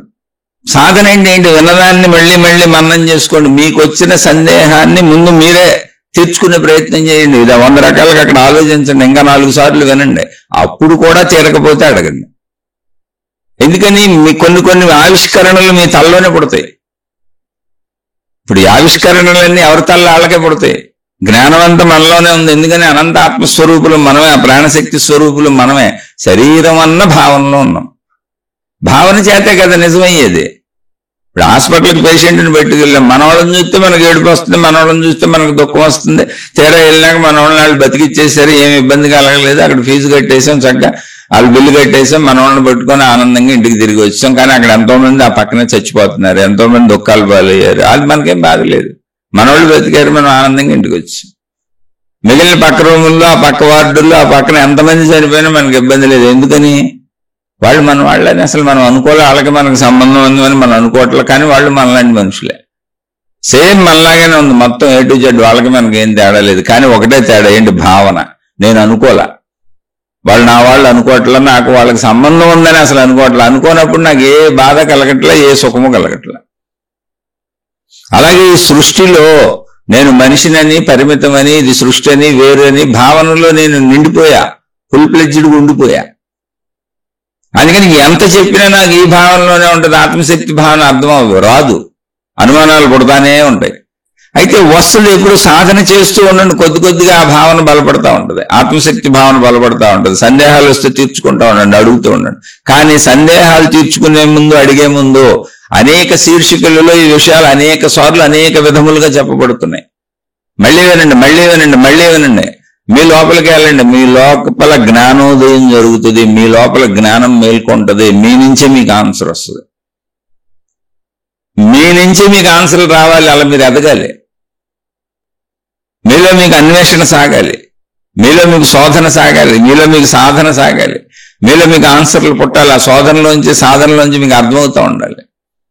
అందుకని చెబుతున్నా, మీరు అడిగితే నేను రోజు చెబుతాను, నాకేం ప్రాబ్లం లేదు. అసలు ఇప్పుడు చాలా మంది అడిగిన ప్రశ్నలు బోల్డ్ ఉన్నాయి, నేను చెప్పలేకపోతున్నా అందరికీ. ఏదో రోజుకి ఒకటే చెబుతున్నాక చాలా ప్రశ్నలు పెండింగ్ లో ఉన్నాయి. అడగండి, చదవటం నాకు ఇష్టమే. ఎందుకంటే నేను కూడా దాన్ని ఎలాగోలా సాధన చేసుకోవాలనుకుంటున్నా. ఇలా చదవటం ద్వారా కొంత నాకు కూడా ఆధ్యాత్మిక చదువు మననం జరుగుతుంది. మీకు చెప్పేదంతా నాకు ఉపయోగమే. కానీ మీలో మీకు ఆ ఊట ఊరాలి, జ్ఞానం ఊట ఊరాలి. మీరు లోపలికి వెళ్ళకపోతే, మీరు సాధన చేసుకోకపోతే, మీకు అది అన్వయించుకోకపోతే, ఇదేంటని అనుకోకపోతే మీకు ఆ సాధన కుదరదు. ఇక్కడ మీకు ఈ డౌట్ ఎందుకు వచ్చిందో మళ్ళీ చెబుతున్నా. మీకే కాదు, ఈ డౌట్ నన్ను చాలా మందిని అడిగారు, అనేక మంది ఈ డౌట్ అడిగారు నన్ను. కొంతమంది కామెంట్లో సమాధానం చెప్పా. ఇక్కడ మీరు మీ పరిమిత స్థితికి అనంత స్థితిని పోల్చుకుంటున్నారు. అసలు ఎలా కలవదు అది. పరిమిత స్థితి నుంచి అనంత స్థితికి సాగే ప్రయాణం అది ఏకత్వ స్థితి. మన స్థితితో పోల్చుకోకూడదు దాన్ని. మనం ఆ స్థితికి ఎదగాలి, దాన్ని మన స్థితికి దింపుకోకూడదు. అందుకని డౌట్ వస్తుంది. నేను రెండవది ఉంటే స్పందిస్తాను కదా, రెండవది లేకుండా ఎవరూ స్పందించలేరు కదా, కోపమో తాపమో ఏది రావాలన్నా రెండవది ఉండాలి, రెండవ వాళ్ళు ఉండాలి కదా. కరెక్ట్ గానే ఉంది. కానీ కొంచెం తార్కికంగా మీరే ఆలోచిస్తే మీకు ఆన్సర్ వచ్చేస్తుంది. చనిపోయిన మనిషి రెండవది కాదు, మూడవది కాదు, 30 కాదు, మొత్తం ప్రపంచం వచ్చినా స్పందించలేడు. ఎందుకని? స్పందించేది లోపల లేదు, స్పందించేది ప్రాణశక్తి, మనిషి కాదు. రెండవది ఉంటే కాదు స్పందన వచ్చేది, ప్రాణశక్తి ఉంటే స్పందన వస్తుంది. అంటే ఇప్పుడు శక్తి యొక్క లక్షణం స్పందన అని మీకే తెలుసు. అది మీలో పుట్టింది అనుకోండి, మీ ఆవిష్కారం మీకు అర్థమవుతుంది. కొంచెం ముందుకు వెళ్తుంటారు. పర్వాలేదు, నేను చెబుతా, ఎన్నిసార్లు అయినా మళ్ళీ చెబుతున్నాగా. ఒక వ్యక్తి మరణించినప్పుడు ఎందుకు స్పందించలేకపోతున్నాడంటే స్పందించే శక్తి లేదు. అంటే ఇప్పుడు స్పందన శక్తిది, కదలిక శక్తిది, చలనం శక్తిది. అందుకే ఆత్మ యొక్క లక్షణములు మనుషులతో, సృష్టితో సంబంధం లేకుండా ఆత్మ లక్షణాలు చెప్పారు. లక్షణాలు అంటే ఏంటి? అది దాని శక్తి, శక్తి యొక్క శక్తి. లక్షణములు అనబోతే మీకు ఎలా అర్థమవుతుంది చెప్పండి? అర్థం అవ్వాలి, మనిషికి అర్థమయ్యే పదాలేగా వాడాలి. శక్తి అనేది కూడా పదమే, ఆత్మ అనేది కూడా పదమే, బ్రహ్మం అనేది కూడా పదమే. ఏ పదం వాడిపోతే ఎలా అర్థమవుద్ది? ఏ పదం వాడినా దాన్ని మన స్థాయిలో అర్థం తీసుకుంటే ఎలా అర్థమవుతుంది? మళ్ళీ దాని స్థాయి అర్థానికి మనం ఎదిగే ప్రయత్నం చేయాలి. అదే జ్ఞాన ఎదుగుదల. మనలో జ్ఞాన వృక్షం ఎదుగుతూ ఉండాలి, పెరుగుతూ ఉండాలి. రోజు దానికి నీళ్లు పోయాలి, సాధనని నీళ్లు పోయాలి. శ్రవణ మనన నిధిధ్యాస ధారణ, రోజు దాన్ని సాధన చేయాలి. వస్తే జ్ఞాన వృక్షం ఎదుగుతూ ఉంటుంది లోపల, అప్పుడు అర్థమవుతూ ఉంటుంది. అందుకే ఆత్మ లక్షణాలు ఏం చెప్పారో తెలుసా? అది చైతన్యము. మొట్టమొదట అసలు దాని లక్షణం ఏంటి? అది చైతన్యం. చైతన్యం ఏంటి? కదలిక. స్పందన అన్నా, కదలిక అన్నా, ఇంకన్నీ దానికి సంబంధించినవి, చైతన్యానికి సంబంధించినవిగా. సరే, చైతన్యము. ఆ చైతన్యము అనేది శక్తి అని పేరు పెట్టారు దానికి. ఆ శక్తి యొక్క లక్షణము, స్వభావము, గుణము చైతన్యము. మొత్తం అదే సృష్టి అంతా మనకి వ్యక్తపరచబడి కనబడుతుంది. అంటే సృష్టిలో ఎన్ని లక్షణాలు ఉన్నాయో, ఎన్ని స్వభావాలు ఉన్నాయో, ఎన్ని గుణాలు ఉన్నాయో, ఎన్ని శక్తులు ఉన్నాయో, అవన్నీ దేనిలో ఉన్నాయి? ఆత్మశక్తిలో ఉన్నాయి. అంటే ఏకశక్తిలోనే ఉన్నాయి, అది మీరు గ్రహించాలి. ఏకశక్తిలో ఇవన్నీ ఉన్నాయి అంతే. ఇప్పుడు పంచదారలో తీపి ఉంది, తీపిని విడిగా తీసి చూపించండి అంటే తీయగలరా? పంచదార ఎలా ఉంటది? నెంబర్ 1 తెల్లగా ఉంటది, నెంబర్ 2 దాని పలుకులుగా ఉంటది, ఈ సైజు ఉంటది, రేణువులుగా ఉంటది, దానికి ఒక ఆకృతి కూడా ఉంది, అలాగే తీయగా ఉంటది. ఇప్పుడు పంచదారే కాదు, కొన్ని పెద్దది తీసుకుందాం, ఓ జాంపండు తీసుకుందాం, మరీ చిన్న పంచదార ఎందుకు, ఓ జాంపండు తీసుకుందాం. జాంపండు ఆకుపచ్చ రంగులో ఉంది బయట, లోపల తెలుపు రంగులో ఉంది, కొన్ని ఈ మధ్య పింక్ కలర్లో ఉన్నాయి కూడా వస్తున్నాయి. ఊరికనే తెలుపు అనుకుందాం. దానికి ఒక రుచి ఉంది, దానికి ఒక రంగు ఉంది, దానికి ఒక వాసన ఉంది, దానికి ఒక గుండ్రటితనం ఉంది, అంటే ఒక రూపం ఉంది. ఇప్పుడు జాంపండుకి రూపం ఉంది, రంగు ఉంది, రుచి ఉంది, వాసన ఉంది. దాని పరిమాణం సైజు ఉంది, దానికి బరువు కూడా ఉంది. ఇప్పుడు జాంపండు నుంచి రంగును వేరు చేయగలరా? రుచిని వేరు చేయగలరా? బరువును వేరు చేయగలరా? వాసనను వేరు చేయగలరా? దాని సైజును వేరు చేయగలరా? కుదురుద్దా వేరు చేయటం? కానీ మరి ఎన్ని ఉన్నాయి అందులో, ఇలా చెప్పుకుంటూ ఎన్నో ఉంటాయి ఒక దాంట్లో. అలాగే అనంత ఆత్మశక్తిలో ఆ ఏకత్వం, ఏకమైనటువంటి అనంత ఆత్మశక్తిలో ఎన్ని ఉన్నాయి అంటే, సృష్టిలో మీకు ఎన్ని కనపడుతున్నాయి అన్ని ఉన్నాయి, అన్ని ఒక దాంట్లోనే ఉన్నాయి. ఎలా? ఒక జాంపండులో దాని సైజు ఉంది, దాని బరువు ఉంది, దాని యొక్క రంగు ఉంది, రుచి ఉంది, వాసన ఉంది. ఇవన్నీ ఒక జాంపండులో ప్రతి దాంట్లోనూ ఉన్నాయి, ప్రతి ఆహార పదార్థంలోనూ ఉన్నాయి, కనపడే అన్నింటిలోనూ ఉన్నాయి. అలా సృష్టిలో మీకు ఎన్ని కనపడుతున్నాయో, ఎన్నిటికి ఏమేమి ఉన్నాయో అవన్నీ ఆత్మశక్తి యొక్క లక్షణములు, చైతన్యము, కదలిక. లక్షణములు అంటే మనిషికి అర్థం అవడానికి చెప్పబడింది, గుణములు అంటే మనిషికి అర్థం అవడానికి చెప్పబడింది, స్వభావము అంటే మనిషికి అర్థం అవడానికి చెప్పబడింది. కానీ ఒరిజినల్ గా చైతన్యము అంతే, స్పందన, కదలిక. ఆ కదలికే ఇన్నైంది, గుణాలైంది, లక్షణములైంది, స్వభావం అయింది, ఏంటి మనిషికి అర్థమయ్యే భాషలో. అందుకని ఆత్మ లక్షణములు ఏం చెప్పారు అంటే, ఏమీ లేదు, ప్యూర్ గా అసలు మనుషులను వదిలేయండి, సృష్టిని వదిలేయండి, డైరెక్ట్ గా ఆత్మశక్తి ఎలా ఉంటది అంటే, నువ్వు గాడి నిద్రపోయావు, ఇందాక వెళ్ళావు నిద్రకి, మళ్ళీ ఇంకో టాపిక్కి వెళ్ళి వచ్చాం, ఇప్పుడు మళ్ళీ నిద్రలోకి వెళ్తున్నాం. మనం రోజు నిద్రపోతాం, ఇప్పుడు నిద్రపోయావుగా, నువ్వు ఉన్నావా నిద్రలో? నేను లేనండి, నాకు తెలియదండి అంటే, అసలు నిద్రపోయినప్పుడు నేను లేనండి అంటే ఎంత సిగ్గుచేటండి, ఆలోచించండి ఒకసారి. ఎందుకని లేచింది నేనే, పడుకొని పోయే ముందు పడుకుంది నేనే, కానీ నిద్రలో నేను లేనని చెబుతావండి. పడుకుంది నువ్వే, లేచింది నువ్వే, ఇప్పుడు నిద్రపోయింది ఎవరు? నేనే. మరి నిద్రలో ఎక్కడున్నావు? అదేనండి తెలియట్లేదు. నిద్రపోకముందు నిద్రపోవటానికి పడుకుంది నేనే, నిద్రపోయిన తర్వాత లేచింది నేనే, నిద్రపోయింది కూడా నేనే అని చెబుతున్నా, బానే ఉంది, ఓకే. ఇప్పుడు నిద్రపోకముందు ఎక్కడున్నాను? అలాగే నా గదిలో పడుకోవడానికి మంచం మీదకి వచ్చి మంచం మీద పడుకున్నాను. నిద్రపోకముందు ఎక్కడున్నాను? మంచం మీద ఉన్నాను. మెలకు వచ్చినాక ఎక్కడున్నాను? మంచం మీదే ఉన్నాను, లెగుస్తున్నాను. నిద్రలో ఎక్కడున్నాను? మంచం మీదే ఉన్నట్టున్నానండి. మంచం మీదే ఉన్నానని నువ్వు చూసావా? చెప్పగలవా? అంటే నిద్రకు ముందు మంచం మీదే ఉన్నానన్నది నువ్వు చూసి చెబుతున్నావు, అనుభవంతో చెబుతున్నావు. మెలకు వచ్చినాక మంచం మీదే ఉన్నాను, లేస్తున్నానని అనుభవంతో చెబుతున్నావు. నిద్రపోకముందు నేను నా పనులన్నీ చేసుకొచ్చి మంచం మీద పడుకున్నాను అని స్వీయ అనుభవంతో, ఎరుకతో చెబుతున్నావు, తెలిసి చెబుతున్నావు. మెలకు వచ్చినాక స్వీయ అనుభవంతో తెలిసి చెబుతున్నావు, మంచం మీద నుంచి లేచి నేను వెళ్ళి నా పనులు చేసుకుంటున్నాను అని. నిద్రలో ఎక్కడున్నావు? మంచం మీదే ఉన్నానా అని ఒకవేళ నువ్వు చెబితే అది ఊహాత్మకమైంది తప్ప అక్కడ స్వీయ అనుభవం లేదు, మెలకువలో ఉన్నట్టుగా. ఇప్పుడు నిద్రలో ఎక్కడున్నావు? నాకు తెలియదండి. నిద్రలో అసలు నువ్వు ఉన్నట్టు నీకు తెలుసా? తెలియదండి. మరి నిద్రపోయానని చెబుతున్నావు? అదేనండి, నాకు తెలియని తనాన్ని నిద్రపోయానని చెబుతున్నానండి. నాకు తెలియకపోవడానికి నిద్ర అని పేరు పెట్టానండి, ఎందుకని లెగుస్తున్నాను కాబట్టి. లేవకపోతే దానికి మరణం అని పేరు పెట్టామండి. ఇప్పుడు ఒక మనిషి ఇంకా లేవలేదు, కదలలేదు, కదలటం లేదు అనుకోండి, చచ్చిపోయాడు అంటున్నాం, చనిపోయాడు అంటున్నాం, మరణం అని పేరు పెట్టాం. అలా కాకుండా మనిషి పడుకొని కాసేపు విశ్రాంతి తీసుకొని మళ్ళీ లెగుస్తున్నాడు అనుకోండి, నిద్ర అని పేరు పెట్టాం. కానీ అప్పుడు నాకు తెలియదండి, నేను నిద్రపోయినట్టు నాకు తెలియదు. నా ఎరుకు నాకు లేదు, ఎవరికి లేదు. ఓకే, ఇప్పుడు దీన్ని బట్టి పరిశీలిస్తే ఏమర్థమవుతుంది? నిద్రపోయింది ఎవరు అసలు ఇప్పుడు అంటే? నిద్రపోయింది నా మనసు, శరీరం. కొంచెం జాగ్రత్తగా మీరే పరిశీలించి, అందుకే లోపలికి వెళ్ళి పరిశీలించుకోండి అంటున్నా. నేను చెప్పింది వింటాం కాదు, ఇదంతా మీరు పెట్టుకొని వింటూ మీరు లోపలికి వెళ్ళి చూసుకొని దాన్ని సాధన చేసుకోవాలి. అది అవునని మీరు అంతరంగంలో రూఢీపరుచుకోవాలి, విని రూఢీపరుచుకోవటం కాదు.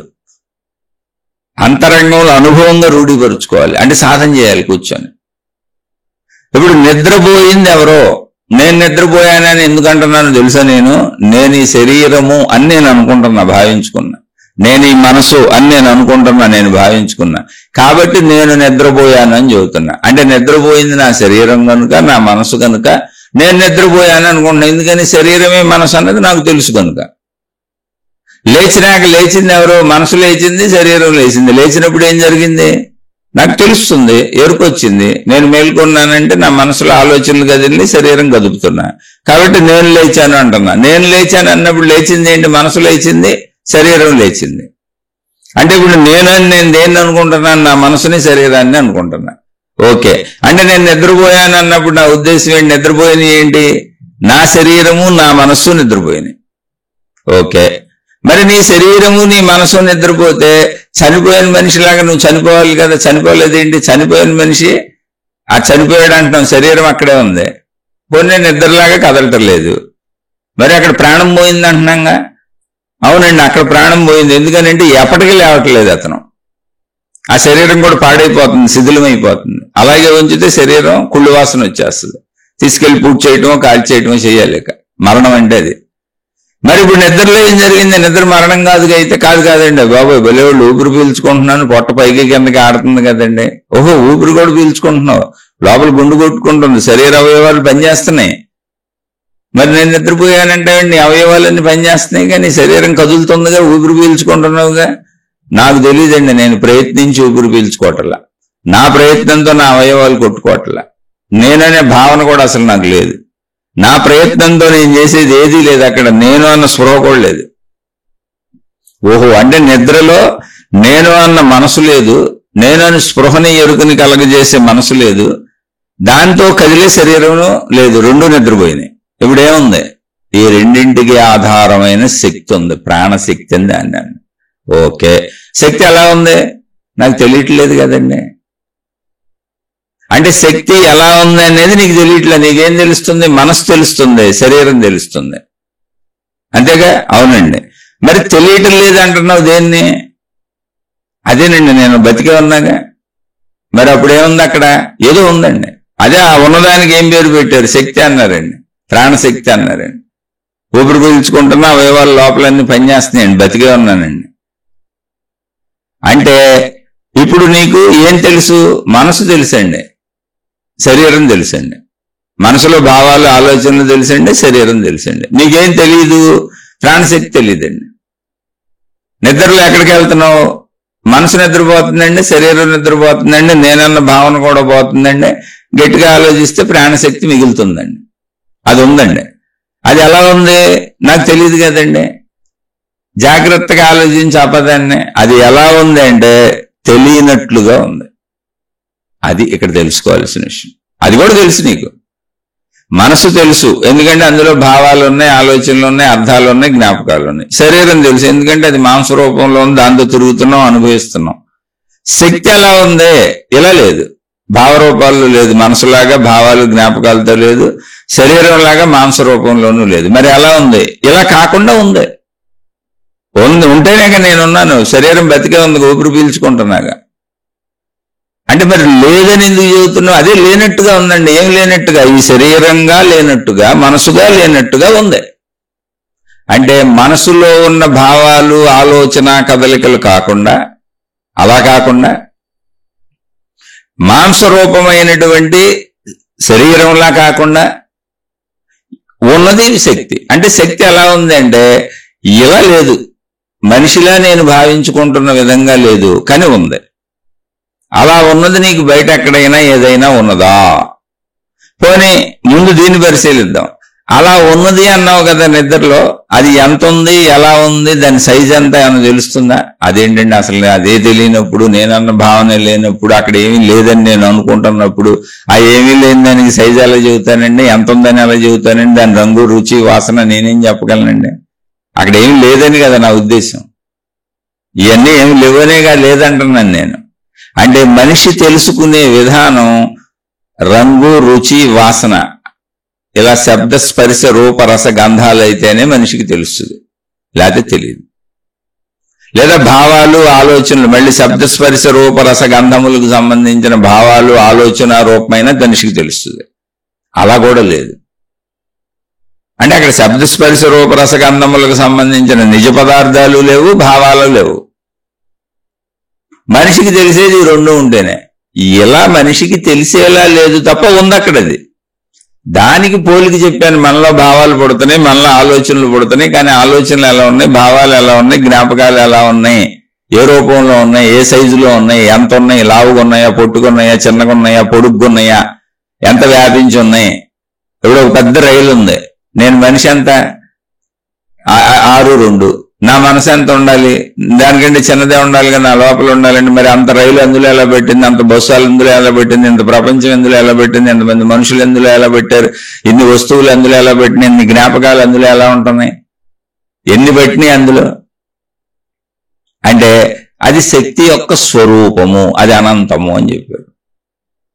శక్తి అలా ఉంటుంది అంతే, అది శక్తి యొక్క శక్తి.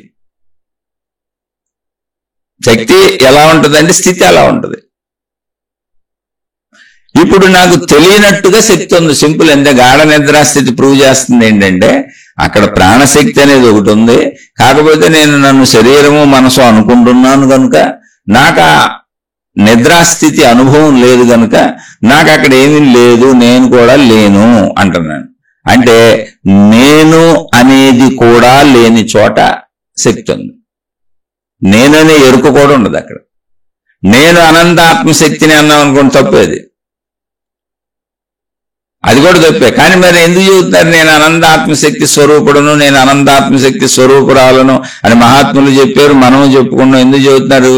అసలు ఆ చెబుతుంది ఎవరికి ముందు, అది మీకు తెలియాల్సింది. మనిషికి, పరిమిత భావంలో ఉన్న మనిషికి చెప్పేటప్పుడు నేననే చెప్పాలి. అందుకని మనిషికి చెప్పే భాషది, సత్యం ప్రకారం అబద్ధం అది. నేననే భావన లేని చోట ఆ శక్తి ఉంది. గాఢ నిద్రలో అందుకే నీకు నేను కూడా తెలియదు. అలాగే సర్వవ్యాపక అనంత ఆకాశ స్థితే గాఢ నిద్రాస్థితి. గాఢ నిద్రాస్థితి ఏమీ లేదు, ఆకాశం అలాగే ఉంది. సేమ్ ఆకాశం గాఢ నిద్రాస్థితిలో మనం ఎక్కడికి వెళ్ళామో అదే ఆకాశ స్థితి, అదే ఆకాశం అలాగే ఉంది. అప్పుడు మనం ఆకాశ స్థితిలో లీనమయ్యాం అంతే.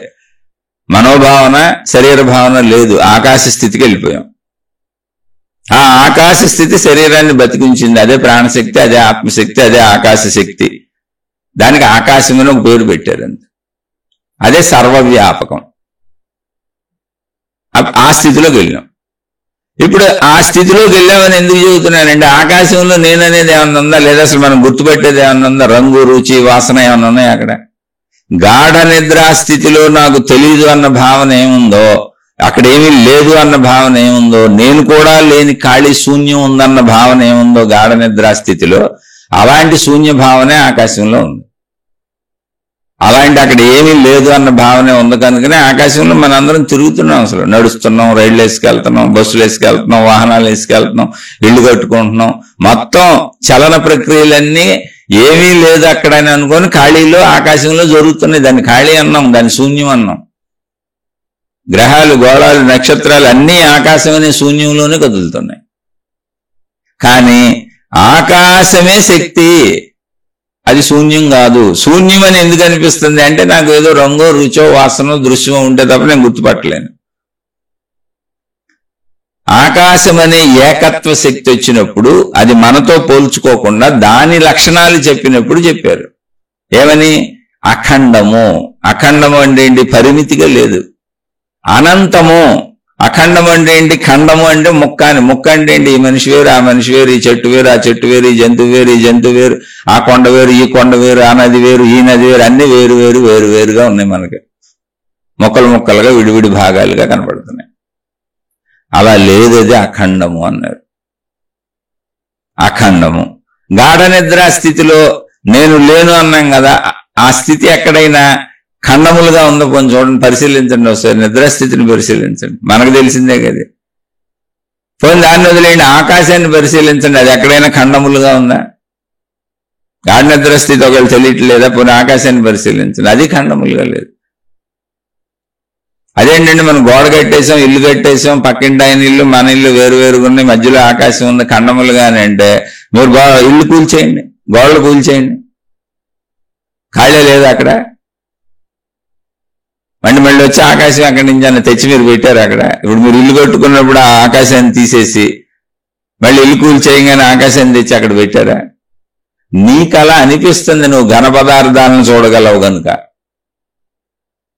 మొత్తం అన్నింటిలోంచి సూక్ష్మాతి సూక్ష్మమైన ఆకాశం వ్యాపించే ఉంది, అది ఎక్కడ జరగలే. ఆకాశంలోనే ఇల్లు కట్టుకున్నావు, ఆకాశంలోనే గోడలు కట్టుకున్నావు, కానీ ఆకాశం అందులోంచి వ్యాపించే ఉంది. ఆకాశంలోనే మొక్కలు పెరుగుతున్నాయి, కానీ ఆకాశం మొక్కల్లోంచి వ్యాపించే ఉంది. ఆకాశంలోంచి మనుషులు తిరుగుతున్నారు, కానీ ఆకాశం మనుషుల్లోంచి వ్యాపించే ఉంది. ఈ స్పృహ మనుషులకి, జంతువులకి, మొక్కలకి ఏటికి లేదు, అటు గొడవ మనకు తెలియదు, మనుషులకి లేదు. అన్నింటిలోంచి ఆకాశం వ్యాపించే ఉంది, కొండలు, గొట్టలు, నదులు, సముద్రాలు, సమస్తంలోంచి, మనుషుల్లోంచి. అది ఎంత సూక్ష్మమైనది అంటే దాన్ని అడ్డగించగలిగింది ఏం లేదు అక్కడ. ఎందుకని దానిలో ఏ ఘనత్వము లేదు. ఆ స్థితిని అర్థం చేసుకోవాలి, 100 సార్లు అర్థం చేసుకునే ప్రయత్నం చేయండి. అందుకే ఏకాంతంగా కూర్చోవాలి, మౌనంగా కూర్చోవాలి, నిశ్శబ్దంగా కూర్చోవాలి, తపస్సు చేయాలి, సాధన చేయాలి, అంతరంగంలోకి వెళ్ళాలి. 35 ఏళ్ళు అలాగే కూర్చున్నా నాకేం అర్థం కాలేదు. ఆ స్థితిని నేను పొందలేకపోయాను, ఇలా చెప్పటం వరకే రాగలిగాను. అయినా ఆగను, చెబుతూనే ఉంటాను, సాధన చేసుకుంటూనే ఉంటాను. ఆ స్థితి అనుభవం అయ్యే వరకు చేస్తానే ఉంటాను. ఎందుకని అంటే ఆ స్థితి అనుభవం అయిన మహాత్ములు చెప్పారు, అది అనుభవం అవుతుంది, ఇలా ఉంటుంది అని. ఒకళ్ళు కాదు, ఇద్దరు కాదు, లక్షల మంది చెప్పారు, లక్షల గ్రంథాలు రచించారు. అది పరిశీలించుకొని లోపలికి వెళ్తే నిజమని కూడా తెలుస్తుంది.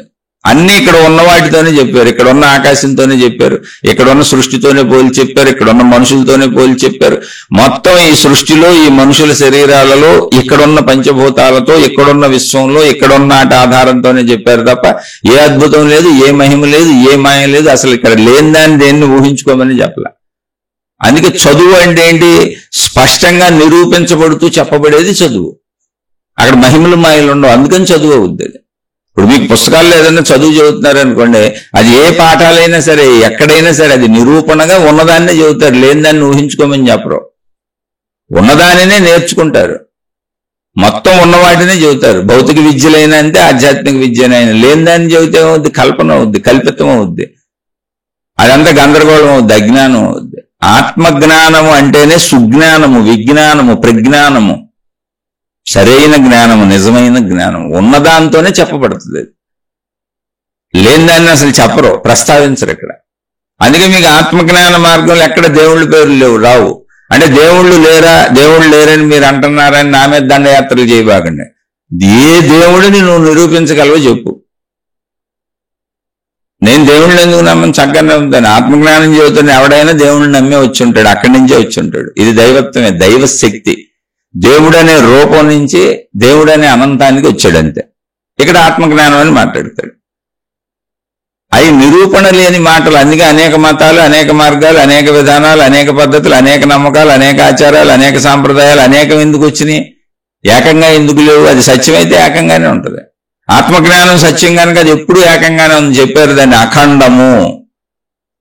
నువ్వు విడివిడిగా అనుకుంటున్నావు తప్ప అది ఎక్కడ విడివిడిగా ఖండమై లేదు. దాన్ని ఖండం చేయడం కుదరదు. దానికి మీకు ఉదాహరణ చెప్పాను. కుదిరితే గాఢ నిద్రా స్థితిని పరిశీలించండి, కుదరకపోతే ఆకాశ స్థితిని పరిశీలించండి. దానికి చెప్పాను, ఆకాశం అన్నింటి నుంచి వ్యాపించే ఉంది, దానిలో ఏ ఘనత్వము లేదు, దాన్ని అడ్డుకునేది లేదు.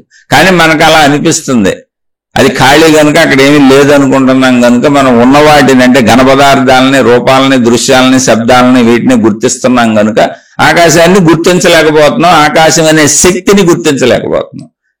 శక్తికి పేరు ఆకాశం, శక్తి కూడా పేరే, ఏదో ఒక పేరు లేకపోతే చెప్పుకోవడం కుదరదుగా. కానీ దాని లక్షణం ఏంటి? అఖండము. మొత్తం అది ఒకటిగానే ఉంది. ఎంత ఉంది? అనంతము. ఎంత ఉందో తెలియదు. అంటే ఆది స్టార్టింగ్ తెలియదు, అంతము తెలియదు, మొత్తం ఉన్నదంతదే ఒక్కటే ఉంది.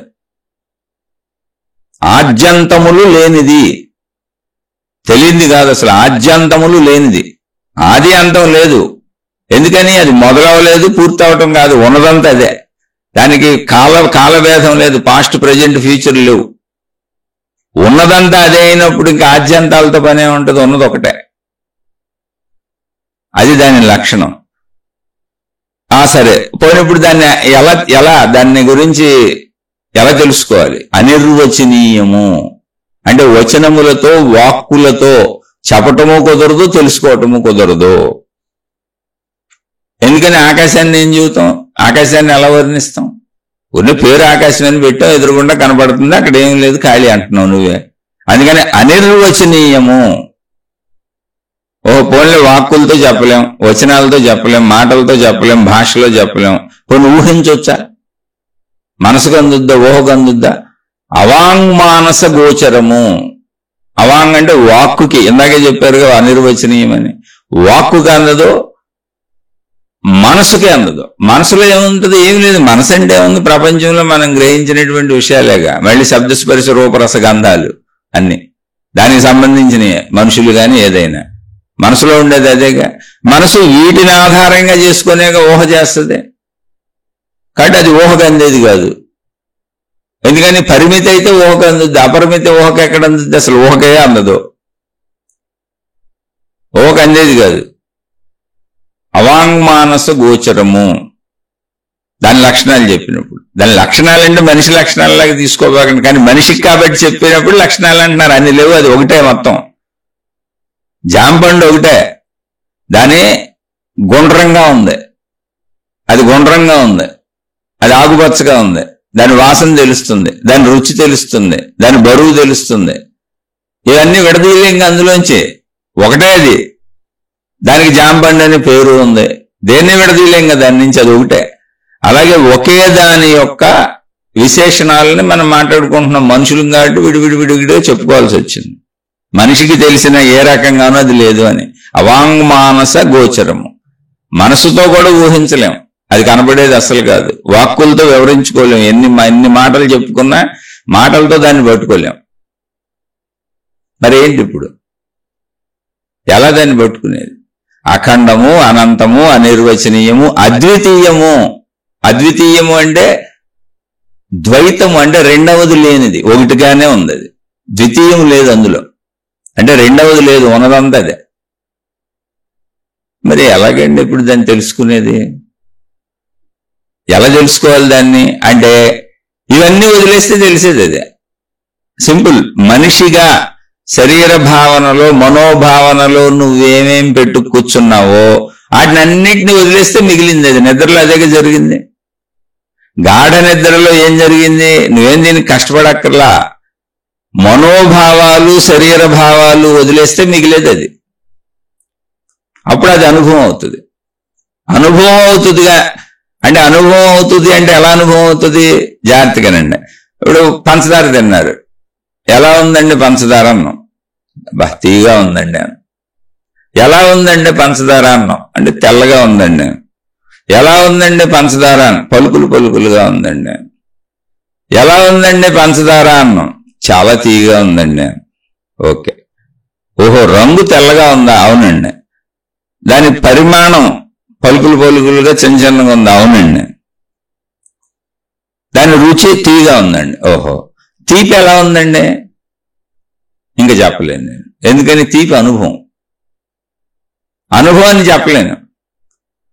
స్త్రీ పురుష శారీరక కలయిక ఎలా ఉన్నది? అద్భుతమైనటువంటి సౌఖ్యంగా ఉంది. ప్రపంచంలో దాన్ని మించిన సుఖం కొట్టలేదు. అది మనమేం దాన్ని భూత అనుకోకర్లేదు. సృష్టి సహజంగా పెట్టింది. సృష్టి మొత్తం దాని మీద నడుస్తుంది, నడవాలి కూడా. అందుకే కుటుంబ వ్యవస్థ చాలా గౌరవప్రదంగా తీసుకోవాలి, పవిత్రంగా తీసుకోవాలి. సృష్టి యజ్ఞము అని పేరు పెట్టారు మహాత్ములు దీనికి. ఎంత పవిత్రమైన పేరు పెట్టారు! స్త్రీ పురుషుల కలయిక అంటే భూతపాదం కింద పెట్టాల. సృష్టి యజ్ఞం. సృష్టి అనేటువంటిది ముందుకు జరగడానికి సృష్టి యజ్ఞం కార్యం జరుగుతుంది. అది సృష్టి చేసిన ఏర్పాటు. ఎప్పటికీ సృష్టి అంతం అవ్వదు. ఎందుకని? ఎప్పటికీ శక్తి అంతం అవ్వదు కనుక. శక్తికి అసలు అంతమే లేదు కనుక, శక్తికి నాశనమే లేదు కనుక. ఓకే. స్త్రీ పురుష శారీరక కలయిక ఎలా ఉన్నది? అబ్బా చాలా బాగుందండి. ఓకే, సుఖంగా ఉంది. సుఖం ఎలా ఉన్నది? ఆ సుఖం ఎలా ఉన్నది చెప్పలేనండి, అనుభవం. పులుపు ఎలా ఉన్నది? అబ్బా పుల్లగా ఉందండి, మామిడికాయ తిన్నాను చాలా పుల్లగా ఉందండి, గోంగూర కూర వండుకు తిన్నాను చాలా పుల్లగా ఉందండి, నిమ్మకాయ పిండుకున్నాను చాలా పుల్లగా ఉందండి, సూపర్. పులుపు ఎలా ఉన్నది? అది అనుభవం అండి, చెప్పలేను. తీపి ఎలా ఉన్నది? అనుభవం చెప్పలేను. పులుపు ఎలా ఉంది? అనుభవం చెప్పలేను. షడ్రుచులు ఎలా ఉన్నాయి? అనుభవం చెప్పలేను. సుఖాలు బాధలు, నొప్పి ఎలా ఉన్నది? అనుభవం చెప్పలేను. నొప్పిగా ఉందని చెప్పగలను, నొప్పి ఎలా ఉందో చెప్పలేను. ఎవరికైనా చూపించగలన పోయిన అనుభవాన్ని చూపించలేను. అంటే పదార్థములు, దాని విశేషణములు, పదములు దాటిపోయిన తర్వాత అనుభవం ఏదుందో ఆ అనుభవమే ఆత్మ. అనుభవం వేరు, ఆత్మ వేరు కాదు. అనుభవం వేరు, శక్తి వేరు కాదు.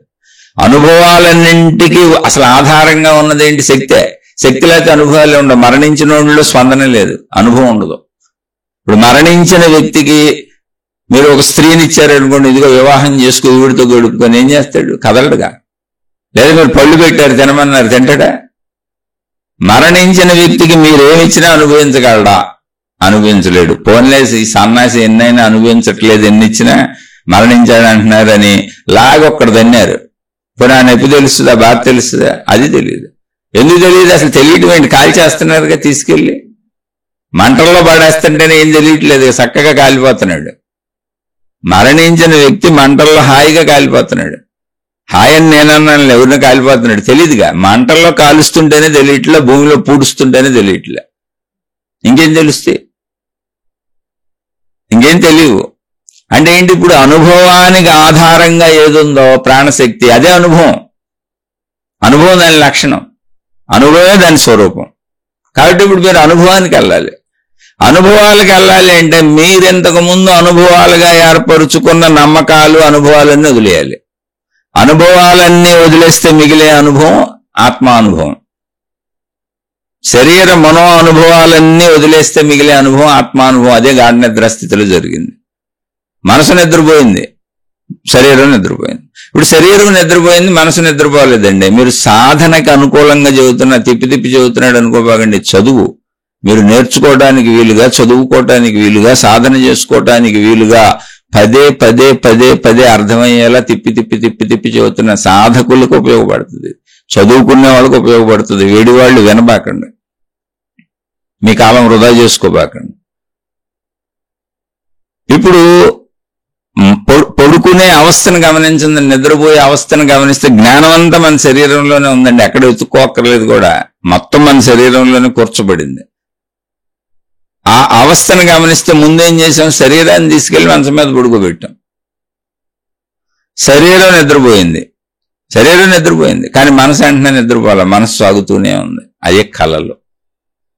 తర్వాత మనసు కూడా నిద్రపోయింది. అంటే కళల్లో మళ్ళీ నాకు తెలుస్తుంది నేనున్నాను, కళలు జరుగుతున్నాయి, అక్కడ నేనున్నాను, అనుభవిస్తున్నాను, సుఖ దుఃఖాలు, ఆనందాలు, భావాలు, మొత్తం మెలకువలో ఏం అనుభవిస్తున్నానో అవన్నీ కూడా కళల్లో తెలుస్తున్నాయి నాకు.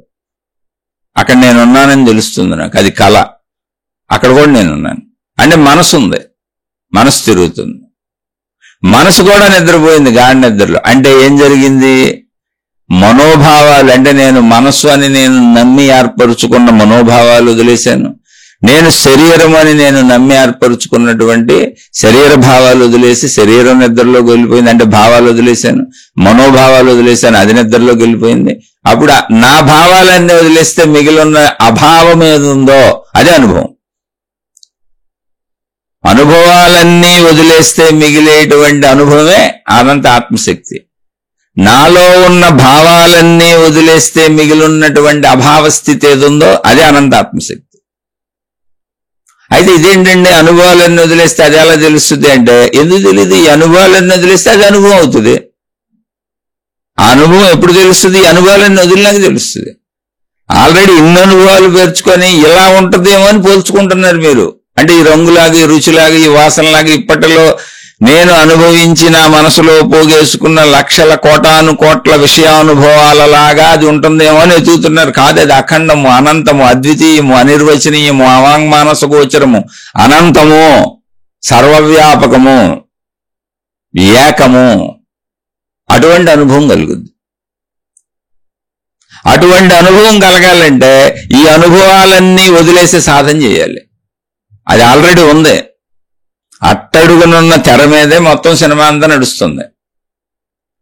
అట్టడుగున తెర ఉందని తెలియాలంటే సినిమా అయిపోవాలి. అలాగే గాఢ నిద్రా స్థితిలో మనసు ఆగిపోయింది, మనసు సినిమా ఆగిపోయింది, శరీర సినిమా ఆగిపోయింది, నేననే భావన కూడా పోయింది. కానీ అక్కడ తెర ఉంది, ప్రాణశక్తి అనే తెర ఉంది, అది బతికే ఉంది. అందుకే మళ్ళీ తెర అక్కడ ఉంది కాబట్టి లేచి మళ్ళీ మనసు సినిమా మొదలైంది, శరీర సినిమా మొదలైంది. మనసు సినిమా శరీర సినిమా మొదలవ్వాలి అంటే నేను నిద్రపోయి లేచేటప్పటికి తెర అక్కడే ఉంది, అడుగుని తెర, ప్రాణశక్తి అనే తెర ఉంది. ఆ తెర మీద మనసు సినిమా, శరీర సినిమా, నేను అనే సినిమా నడుస్తుంది, నా జీవితం అనే సినిమా నడుస్తుంది. అడుగున తెర ఉంది. ఈ సినిమాని ఆపితే ఆ తెర కనపడుద్ది. తెర కనపడాలంటే నా మనస్సు అనే సినిమా, శరీరం అనే సినిమా, నా జీవితం అనే సినిమాని కాసేపు ఆపేయాలి. నేను కాసేపు ఆపు చాలు, అదే సాధన. అలా మొత్తం సృష్టి సినిమా నాకైతే అది ప్రాణశక్తి. మొత్తం విశ్వం అనేటువంటి నేను చూస్తున్నటువంటి సినిమా అంతా ఆకాశ తెర మీద జరుగుతుంది. ఆ ఆకాశ తెరనే అనంత ఆత్మశక్తి అన్నారు. ఇది తెలియాలి అంటే నేను సృష్టిగా భావిస్తున్న భావాలన్నీ వదిలేయాలి. నేను చెట్టు పుట్ట చేమ గుట్ట అని నేను అనుకుంటున్న భావాలన్నీ వదిలేయాలి. అంటే మనసుది వదిలేయాలి, శరీరం అది వదిలేయాలి. వదిలేయాలి అంటే చచ్చిపోవాలని కాదు, శరీర భావాలు వదిలేయాలి, మనోభావాలు వదిలేయాలి. నిద్రలో వదిలేసినట్టు మెలకువలో సాధనలో వదిలేయాలి. అప్పుడు ఇవన్నీ వదిలేస్తే, వదలగలిగితే ఉన్న ఏకత్వ స్థితి అర్థమవుద్ది. అంతే. ఇప్పుడు విభిన్నతని నమ్మాం మనం. నేను శరీరం అని భావన నాకు ఎందుకు అర్థం కావట్లేదండి అని మళ్ళీ ప్రశ్న పుట్టొచ్చు. మీకు ఎంత చెప్పినా, ఎన్ని చెప్పుకున్నా, ఎన్ని లక్షల సార్లు చెప్పుకున్నా నాకెందుకు అర్థం కావట్లేదండి అని మీకు అనిపించవచ్చు. మీకు అనిపించడం ఏంటి, 35 ఏళ్ల నుంచి నాకే అనిపిస్తుంది. ఎంత మీకు విడమర్చి ఎట్లా చెబుతున్నా కదా, మీరు ప్రశ్నలు వేసినా చెబుతున్నా కదా, మరి నాకెందుకు అనిపించట్లేదు అది నేనే చెబుతున్నా. అంటే 55 ఏళ్లుగా నా శరీర సినిమా ఆగలా, నా మనో సినిమా ఆగట్లా, నేను ప్రయత్నిస్తాను అంతే. అది అందుకని నాకు తెర కనపడతలే. తెర ఉందని నాకు స్పష్టంగా తెలుసు. తెర ఉంది, తెర లేకపోతే నా మనో సినిమా జరగదు, నా శరీర సినిమా జరగదు. నా మనో సినిమా, నా శరీర సినిమా జరుగుతుందంటే మొత్తం సృష్టి సినిమా జరుగుతున్నట్టు. ఎందుకని మనో శరీరాలకు వాడుకునేది సృష్టిలో వస్తువులనే, సృష్టిలో విషయాలనే, సృష్టికి సంబంధించి కదులుతూ ఉంటా. అంటే మొత్తం సృష్టి సినిమా సాగుతుంది. నా మనో సినిమా, నా శరీర సినిమా సాగాలంటే సృష్టి సినిమా అంతా సాగుతుంది. అయితే మరి నాకు ఎందుకు అనుభవం అవటం లేదు? ఎంత మాట్లాడుకున్నా, ఎంత చెప్పుకున్నా, ఎంత తర్కించుకుంటున్నా, ఎంత చదువుకుంటున్నా, ఎంత విశ్లేషించుకుంటున్నా అంటే నా సినిమా ఆగలేదే. నా సినిమా ఆగితే కదా తెర కనపడేది. తెరంది మనం ఎన్ని మాట్లాడుకున్నా సినిమా ఆగట్లేదుగా. సినిమా ఉన్నంతసేపు సినిమానే కనపడుతుంది, తెరట కనపడుతుంది. సినిమా ఆగాలి తెర కనపడాలంటే. అందుకని బలీయమైనటువంటి భావజాలంలో ఉన్నాం మనం. ఎంత బలీయమైన భావజాలంలో ఉన్నాము అంటే ప్రతిరోజు నిద్రలో మన సినిమా ఆగిపోతుంది, శరీర సినిమా ఆగిపోతుంది, మనో సినిమా ఆగిపోతుంది. అది సృష్టి సహజంగా పెట్టేసింది. కానీ ఎంత బలమైన భావంలో ఉన్నాం మనం అంటే రోజు మన సినిమా నిద్ర అనే పేరుతో ఆగిపోతున్నా, నేను నిద్రపోయానులేండి, నేను శరీరమే, నేను మనసే అనుకొని మళ్ళీ తిరిగేస్తున్నాను తప్ప తెరను గుర్తించట్లే. నిద్రలోకి ఎక్కడికి వెళ్ళాను గుర్తించట్లే, నిద్రాస్థితిని గుర్తించట్లా. నిద్రాస్థితితో నాకు అసలు పని లేదనుకుంటున్నాం, నిద్రాస్థితిని నేను పరిశీలించట్లా. ఎందుకు పని లేదనుకుంటున్నాను? నాకు నిరంతరం డబ్బు కావాలి, కోరికలు కావాలి, పంచేంద్రియ సుఖాలు కావాలి, మనోరంజకం కావాలి. నా ధ్యాస అక్కడ ఉంది, అంటే సినిమా మీద ఉంది. నేను రోజు ఆడుకోవాలి, సినిమా తీసుకోవాలి, సినిమాలో తిరగాలి, కొత్త సినిమాలు తీయాలి, కొత్తగా సినిమా ఆడించుకోవాలి. అలిసిపోయి నిద్రపోతా, మళ్ళీ లేచి సినిమా ఆడించుకుంటా ఉంటా. నా దృష్టి ఇప్పుడు సినిమా మీదే ఉంది తప్ప, సినిమాలో ఆడించుకోవటం, సినిమాలో ఆడటం దీని మీదే ఉంది తప్ప, నిద్రలో నేను సినిమాను ఆపినప్పుడు ఎక్కడికి వెళ్తున్నాను, ఏమవుతున్నాను అనే దాని మీద నాకు ధ్యాస లేదు. అది ప్రాబ్లం. నేను ఆ భావాన్ని తీసుకోలే. ఇప్పుడు నా భావం, నా భార్య అనుకున్నా, నా పిల్లలు అనుకున్నా, నా భర్త అనుకున్నా, నా ఇల్లు అనుకున్నా, నా సంపదలు అనుకున్నా, నా వాహనాలు అనుకున్నా, నా వస్తువులు అనుకున్నా. కాబట్టి నా పిన్నీసు పోతే కూడా గగ్గోలెత్తిపోయి ఇల్లంతా ఎత్తుక్కుంటా ఉంటాను, నా పిన్నీసు. ఎవరికైనా పొరపాటు నా పిన్నీసు అడిగితే ఇచ్చాను ఏ స్నేహితుడికో ఏ పక్కింటి వాళ్ళకో అంటే మళ్ళీ ఆ పిన్నీస్ వాళ్ళు తిరిగి ఇచ్చే వరకు నా బుర్రపడిపోద్ది. లేదా ఆ పిన్నీస్ నాకు తీసుకున్నారని జీవితం మొత్తం గుర్తుంటుంది నాకు. నా పిన్నీస్ తీసుకుపోయారు వాళ్ళు. ఎందుకని నాది అనుకున్నా. కానీ ఎవరో వాళ్ళు సంపాదించిన మొత్తం కోటాను కోట్ల ఆస్తులన్నీ ప్రపంచ ప్రజలకి మేలు లేని వాళ్ళందరికీ పెట్టి త్యాగాలు చేసేసి బికారులే బతికేస్తున్నారు. అసలు ఇతరులకే సేవలు చేస్తూ బతుకుతున్నారు. నేను అలాంటి ఏం పట్టించుకోను. పిల్లికి బెచ్చం కూడా పెట్టను. అసలు ఎవడ గురించి నాకెందుకు, ఎవడ చచ్చిపోతే నాకెందుకు, ఎవడ బతికితే నాకెందుకు. సునామీ వచ్చింది 1,00,000 మంది పోయారు, భూకంపం వచ్చింది 1,00,000 మంది పోయారు, ట్రైన్ యాక్సిడెంట్ అయింది 1000 మంది పోయారు, బస్సు యాక్సిడెంట్ అయింది 30 మంది పోయారు, రోజు యాక్సిడెంట్లు అవుతున్నాయి 1,00,000 మంది పోయారు. నాకెందుకండి? కాదు సార్ మీ అబ్బాయి పడ్డాడంట, కాలు జారి పడ్డాడంట, నడుంకి దెబ్బ. అమ్మో మా అబ్బాయి పడ్డాడా?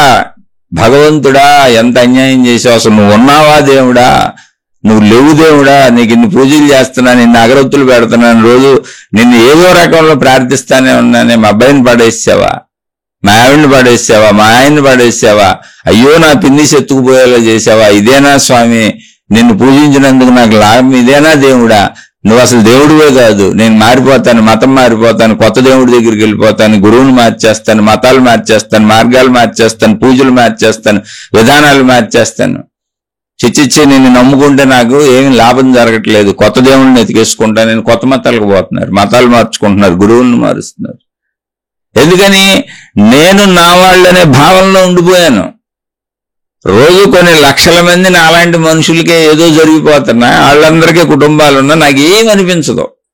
మీకు అనిపించాలి అని నేను అంటలా. మళ్ళీ అదొక వెర్రి ఆలోచనగా తీసుకొని ఎవరికేమైనా బోర్ని ఏడుస్తే వాళ్ళు ఇంటికి వెళ్ళిపోబాకండి, నేను అది చెప్పలే. అసలు అలా చెప్పటల్లా.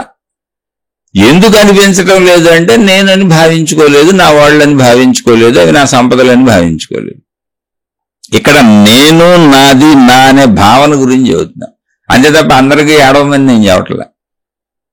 నేను భావించుకున్న చోట నాకు దుఃఖం వస్తుందని చెబుతున్నా. అంటే నువ్వు భావించుకుంటే అది సత్యమైంది, నువ్వు భావించుకోకపోతే అది ఏం జరిగినా అసలు నీకు పట్టింపు లేదు. సత్యము కాదు, అసత్యము కాదు, నీకు అసలు ఏం లేదు అక్కడ, శూన్యం.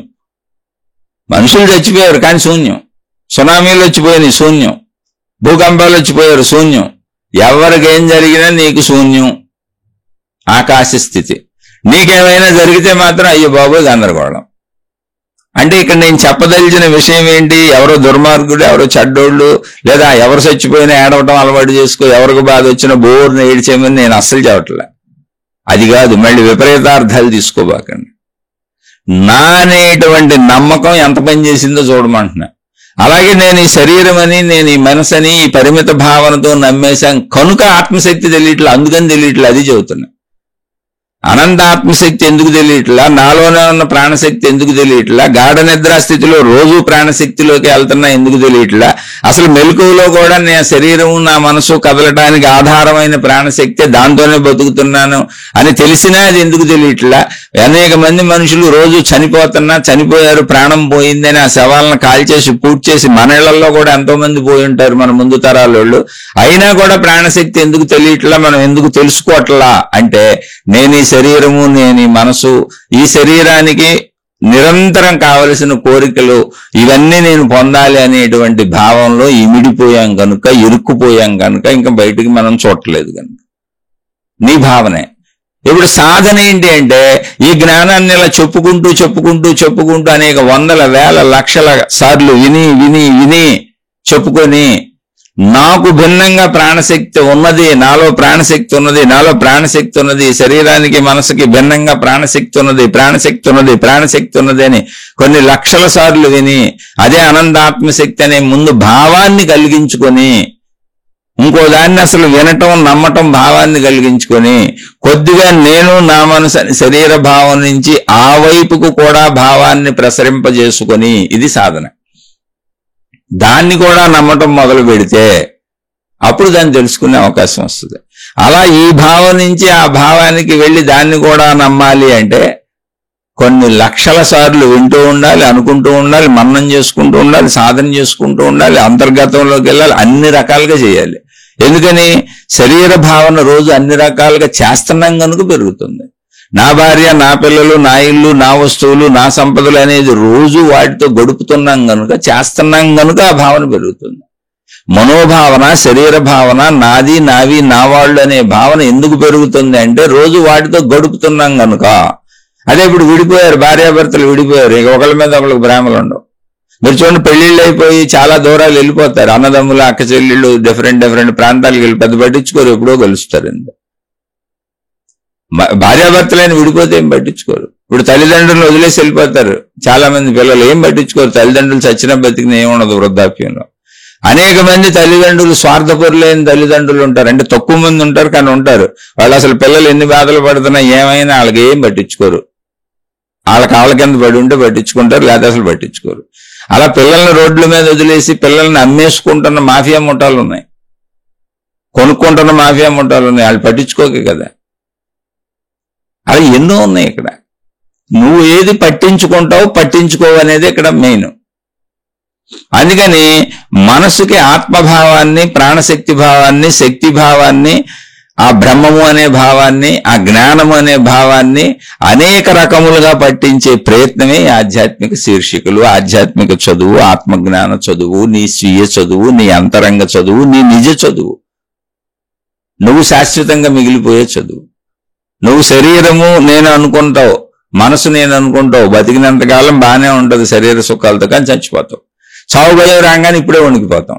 అందుకే జీవితంలో మన కష్టాలు, నష్టాలు, బాధలు, కన్నీళ్లు వెంటాడుతూనే ఉంటాయి, వదలవు. ఎందుకంటే ఈ భయం ఎప్పుడూ ఉంది మనకి, ఈ భయం ఎప్పుడూ ఉంది. ఓకే, ఏం పర్వాలేదు, శరీరం నిజమే, దాన్ని బతుకు, దాన్ని శుభ్రంగా చూసుకో, కుటుంబాన్ని శుభ్రంగా చూసుకో, ధన సంపాదన శుభ్రంగా చేసుకో, అన్ని శుభ్రంగా పెట్టుకో, ఏది వదలొద్దు, అన్ని అనుభవించుకుంటా ఇల్లు. కానీ మరణం వచ్చే లోపల తెలుసుకో, నేను మరణించను, శక్తి స్వరూపాన్ని అని. ఎందుకని ఆ ప్రాణశక్తి నువ్వే, నీలోనే ఉంది.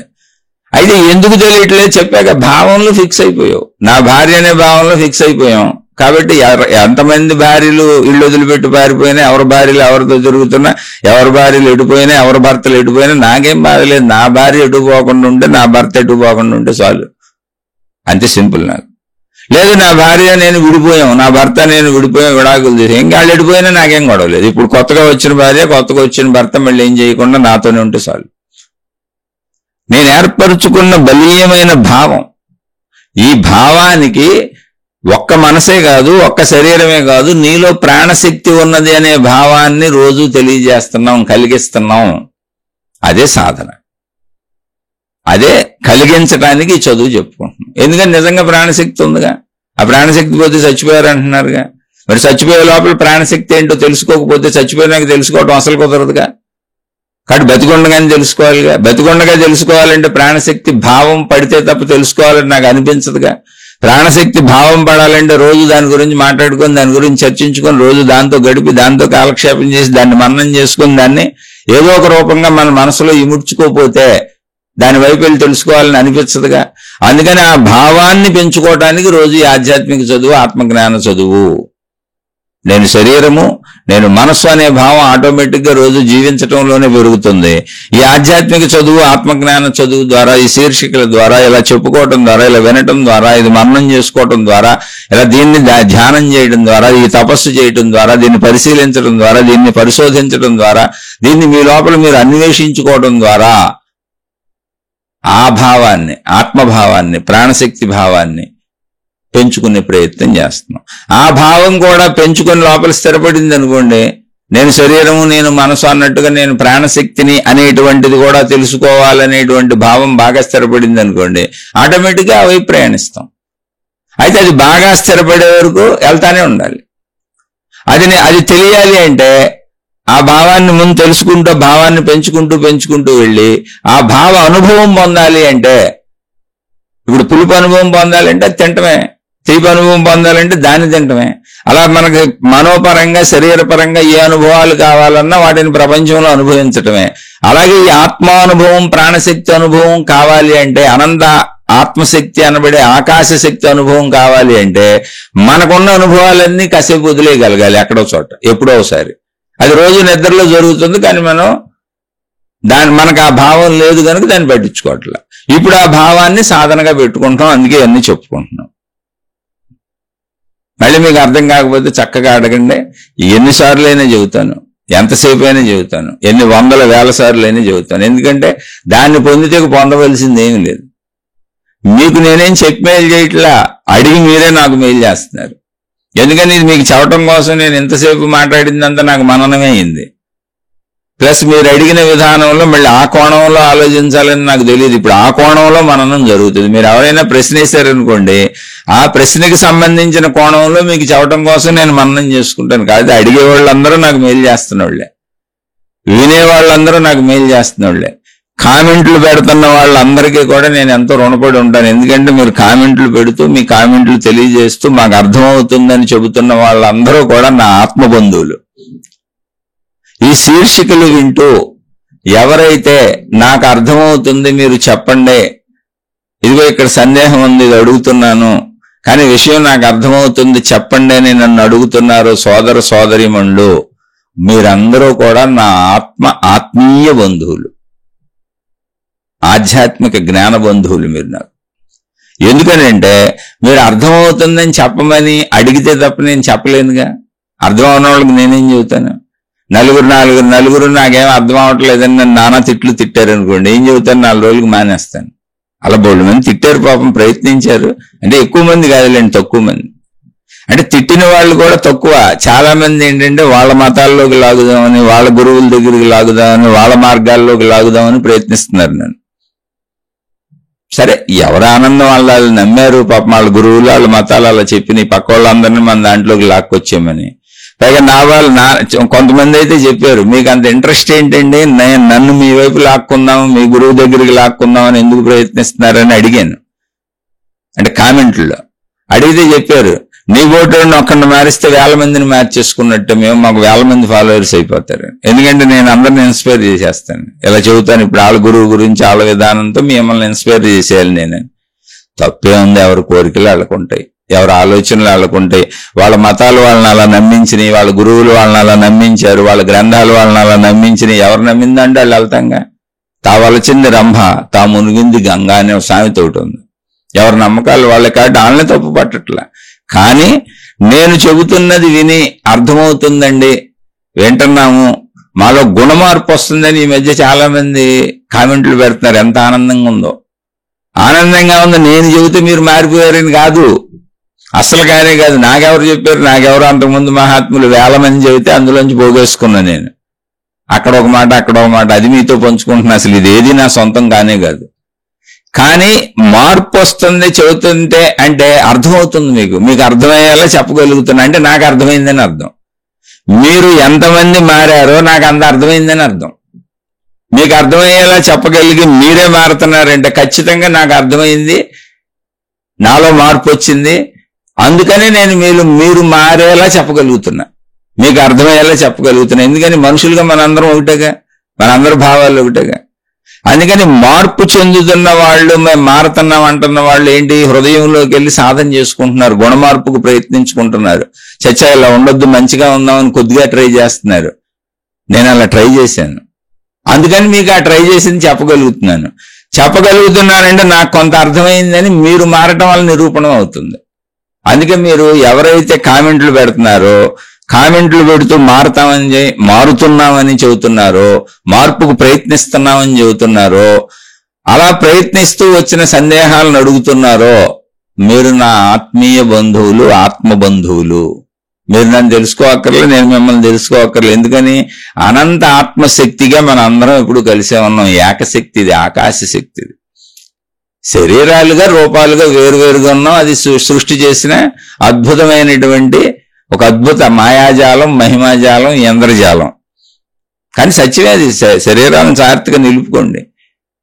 ఎందుకంటే శరీరం లేకపోతే మనం అది కూడా తెలుసుకోలేంగా. శరీరం చాలా విలువైంది. అనంత ఆత్మశక్తి యొక్క ఎరుకను తెలపగలిగిన శరీరం ఇది. అంటే ఇది ఎంత గొప్పదో చూడండి. దాన్ని ఎంత గొప్పగా చూడాలి, అంత జాగ్రత్తగా చూడాలి, దానికి అవసరమైన అంత సమకూర్చాలి.